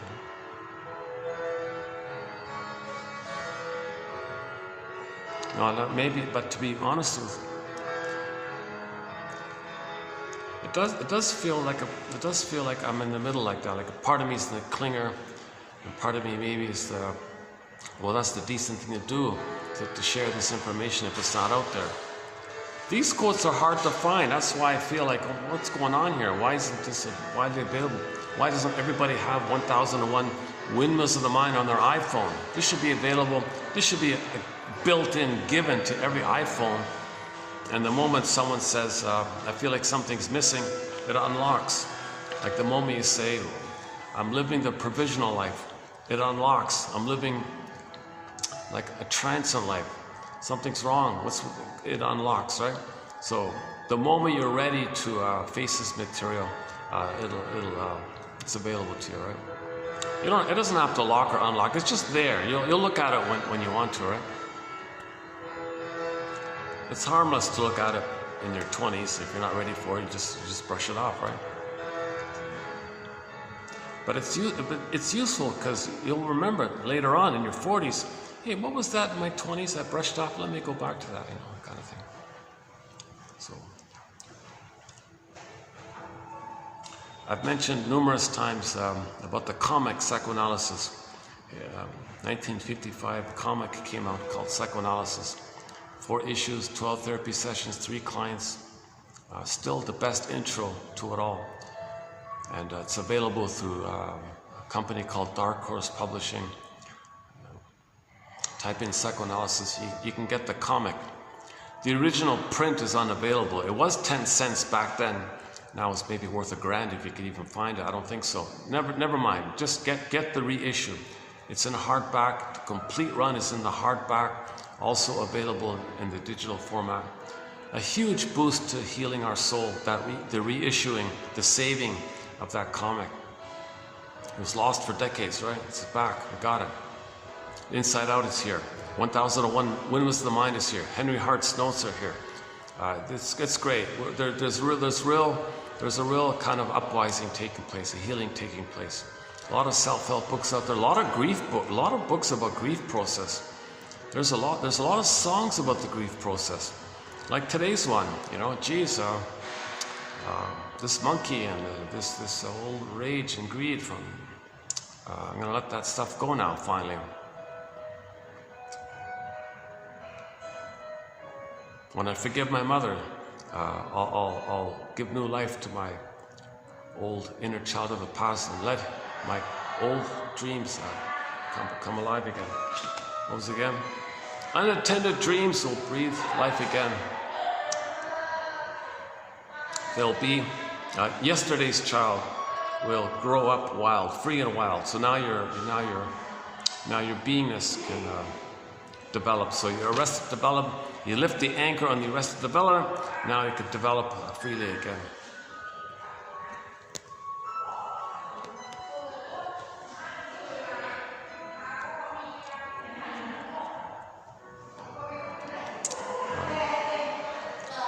Hold a sec.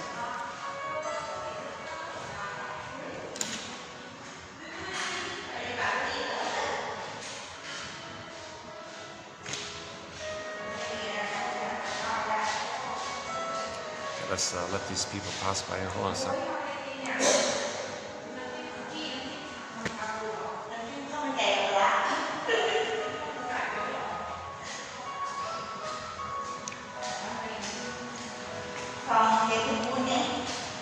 Yeah, so here's another defense mechanism. The client still feels conflicted about happiness, succeeding in life, enjoying life, self-activation. Quote, well, if I limit my accomplishments, I'll have my mother there. She'll accept that if I limit. But I'll never achieve my real potential. Now, if I do that, if I try to achieve my real potential, my mother will be crushed. She'll hate me and turn away from me. That's the memory, right? So as a defense against success, you self-sabotage because you want to save the mother. You don't want to face the furies, how a baby would feel if you had no mother. You're kind of feeling stuff like that. That's why you want to hold yourself now as an adult, those kind of old feelings, those archaic feelings. So there'll be a lot of neurochemistry coming up. You might be blushing and sweating or whatever it is. Some people report they're quivering and shaking a little bit.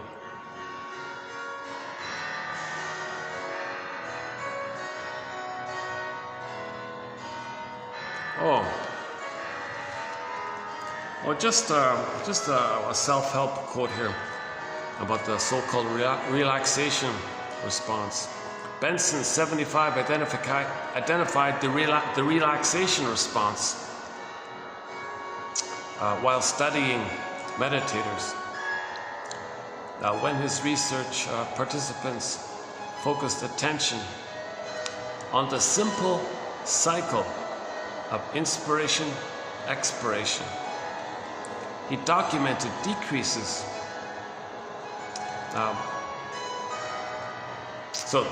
There were health benefits.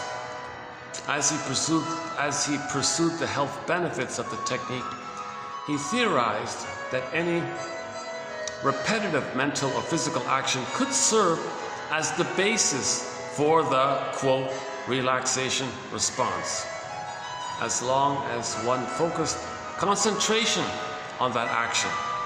So if you're mindful about your walking, if you're mindful about your swimming, if you're mindful about your breathing in, out, breathing in, I know I'm breathing in, breathing out, I know I'm breathing out. And on the exhale, you pause a little bit. And breathing in, I know I'm breathing in. Exhaling, I know I'm exhaling. You're mindful of the action.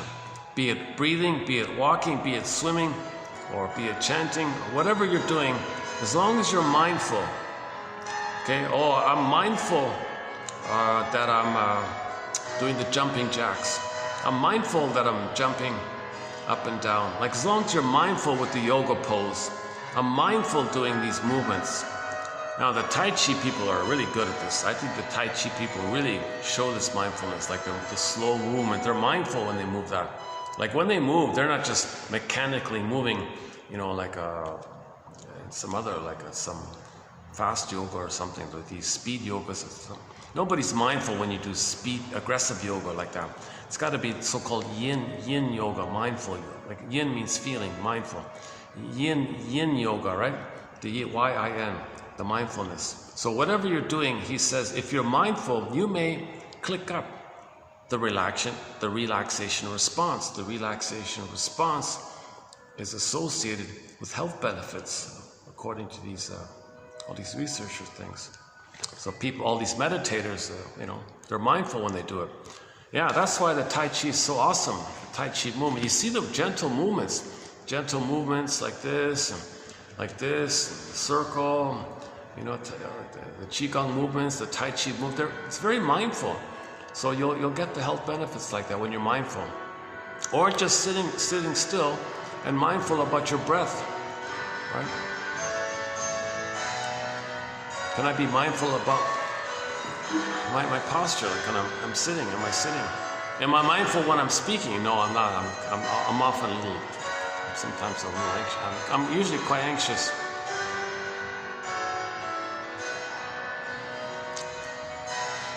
Geez, wouldn't that be great if every high school student took a class in Tai Chi or mindful yoga or mindful Tai Chi or mindful Qigong or mindful, any kind of mindful movement, whatever it is, just something mindfulness. Teach people about mindfulness. That's a wonderful tradition that's been around for thousands of years. It also teaches you that you don't need to be manic, right? You don't need to run away from your feelings. You can stay with your feelings. Oh, what's this? Oh, this song's familiar.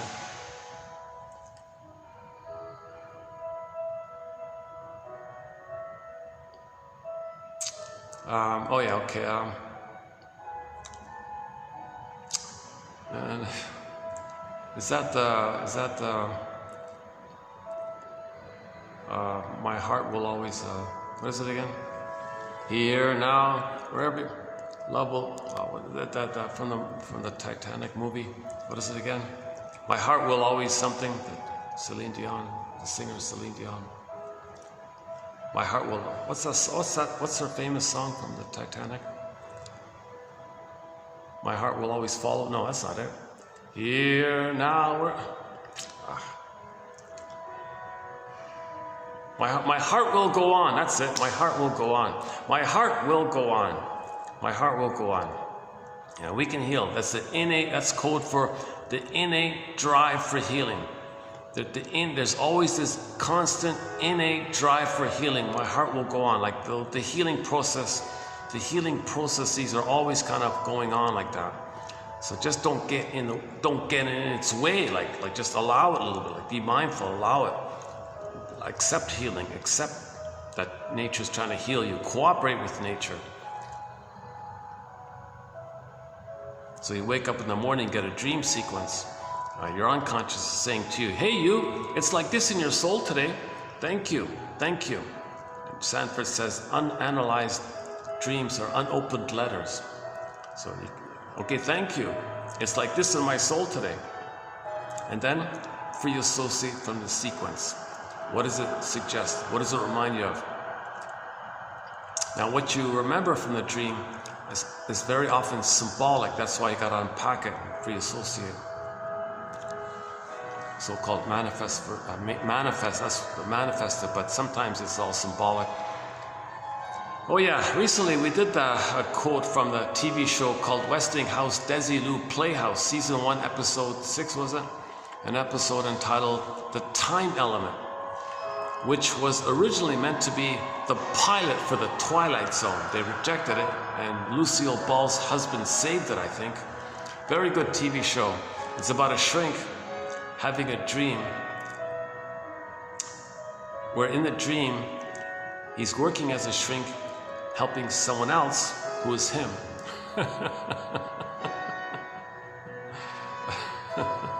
And the idea is that when you admit time, you'll get more dreams. But the dream shrink in the dream's mind was telling himself, and that third one, the last one, he was reporting his dreams, and the shrink dream was saying, you know, these dreams you're reporting, they're symbolic. It's not what concerns you, it's symbolic of what concerns you. Do we have it? Do we still have it? Oh, I think I packed it away. That was a while ago. Let's see. Do we still have it? Where was it again?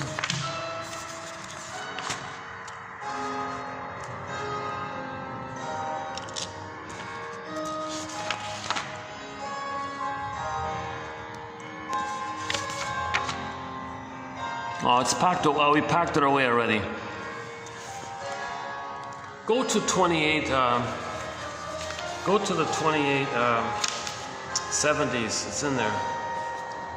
So, 20. Go to somewhere between 2871 and 9, I think, or 80. No, go to 28. Search between 28. Let's say 75 to 83, somewhere in there. Might be 28, 83, 82, 81, 80, somewhere in there, around that. You'll find that that quote. So again, that's part of our psychologically minded TV show and film quotes. So that's back in the 50s, 1958, I think it was, 1958. It's a good episode. Yeah. But the key point. Was what the shrink said. Was what the dream shrink said while the dream was shrinking, the dream shrink in the dream, in the shrink's dream, the shrink in the shrink's dream said to the client, which was the shrink. He was telling himself, in other words, he was telling himself in the dream, dreams are symbolic of the things that concern you. So don't take it literally, in other words. They point to something that's real. So a good example is, I think a quick message for this is the story about the kid who was having a hard time at home. The parents were shouting or abusive or something. And the kid was at some kind of public function or some kind of public picnic or something. But he was being very naughty and disruptive and all this. Finally, for the first time in his life, a motherly figure approached him. He never had that before. And this kindly woman said, what's going on? I'll listen. He froze up. He was terrified. Because all he knows is his mother shouting at him. And here's a mother substitute who might listen to him. He was like confused, right? So long pause. He was frozen for a while. But in his desperation to be heard, because he had a need to be heard, he had a need to say what was bothering him. He didn't know how to say it directly, so he said it symbolically. He shouted to the kind lady, "The farmer shot my dog." Okay, the kid doesn't have a dog, and there's no farmer around. It was just sort of symbolic to point to something that's real, something that's emotionally true. It feels as if like that. So in other words, that symbol points to the parents shouting at him, or maybe the parents were hitting him or something. Okay, the farmer shot the dog. That was his way of saying he's being abused somehow, either verbally or physically, I don't know. So what he said was symbolic to point to something that he couldn't say. So take that for dreams. When you wake up, what you get is symbolic, and you got to unpack it and see what it leads to. By saying, what does it remind me of? Free associate, go on. So free association also applies to dream interpretation. When you wake up, get a dream, you free associate by that. You know, just what does this remind me of? What does this dream suggest? Give the dream a title, maybe identify a kind of theme there. A for affect, what emotion?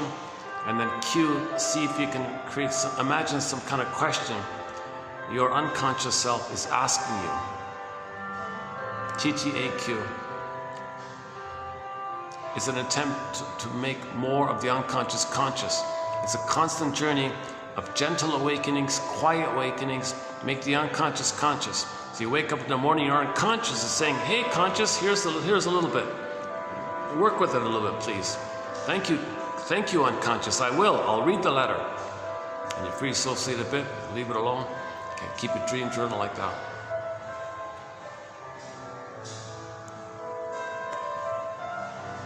Celine, yeah, we have one country song on our soundtrack I mentioned earlier from the Nashville. It's from the Nashville show called The Lies of the Lonely. The Lies of the Lonely. She said, oh yeah, some loss took place, yeah, no problem, big deal, I don't care, it doesn't matter. Oh, the lies of the lonely. So lying is a defense, obviously. Lying obviously is a defense mechanism to not admit that against the pain around admitting the loss. Well, denial is a defense mechanism, right? Didn't matter. Sour grapes, defense mechanism. Sour grapes is a defense mechanism, rationalization. Sweet lemons is a defense mechanism. Something bad happened, you say, oh, it was okay. It wasn't sour, it was sweet. That's a defense mechanism. You don't want to admit the truth. Let's see what the next piano song is.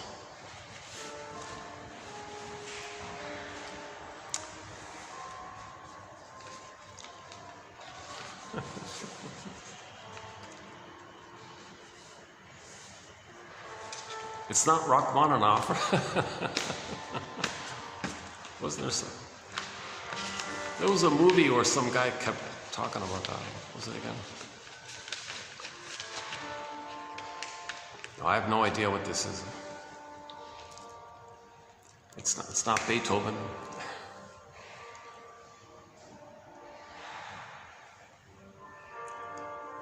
Or maybe it's another sort of pop song, piano cover.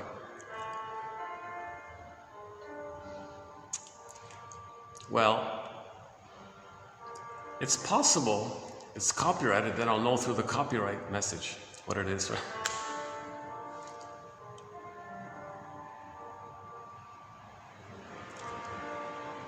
Okay, let's okay,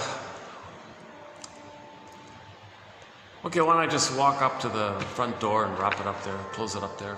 Yeah, let's do that. So I'll see you in the next video. Yeah, I'll see you in the next video. Hopefully some parts of this video was of help. I do feel a delight if I can imagine this has been of help to somebody in a positive way, of course.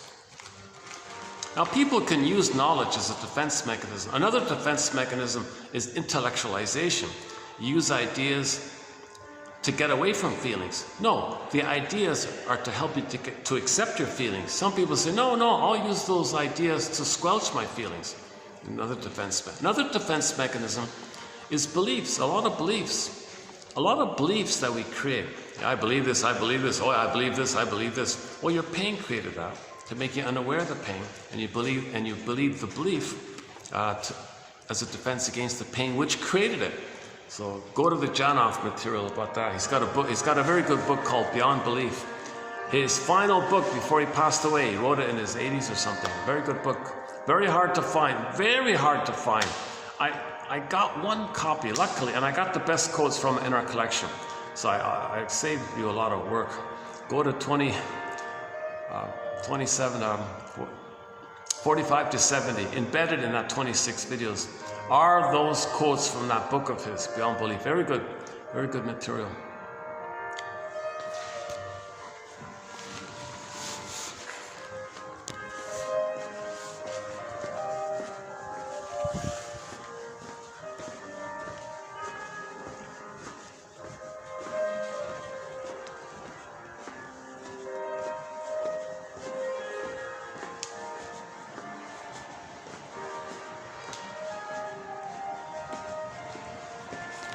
Oh, I recognize it now. It's that Dan Hill guy, right? Yeah, that Dan Hill song.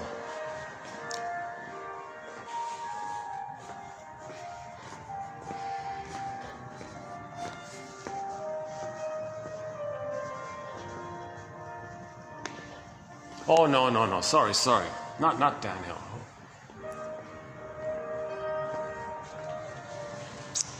It's an old famous 70s pop song. I forgot.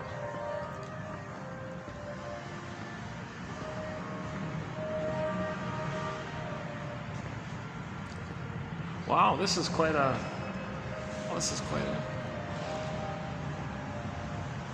I see. This is a medical. I see. That's why everything's kind of quiet around here. These are all medical services. If you want to get your eyelashes extended, they can give you an eyelash extension. Oh, custom-made pillow. Oh, I could use that. Oh my God, custom-made pillow. I see. So they'll customize a pillow for you. That's a good idea. That's a great idea. Make it up to you. I promise you, yeah. That's all. Wrap it up here.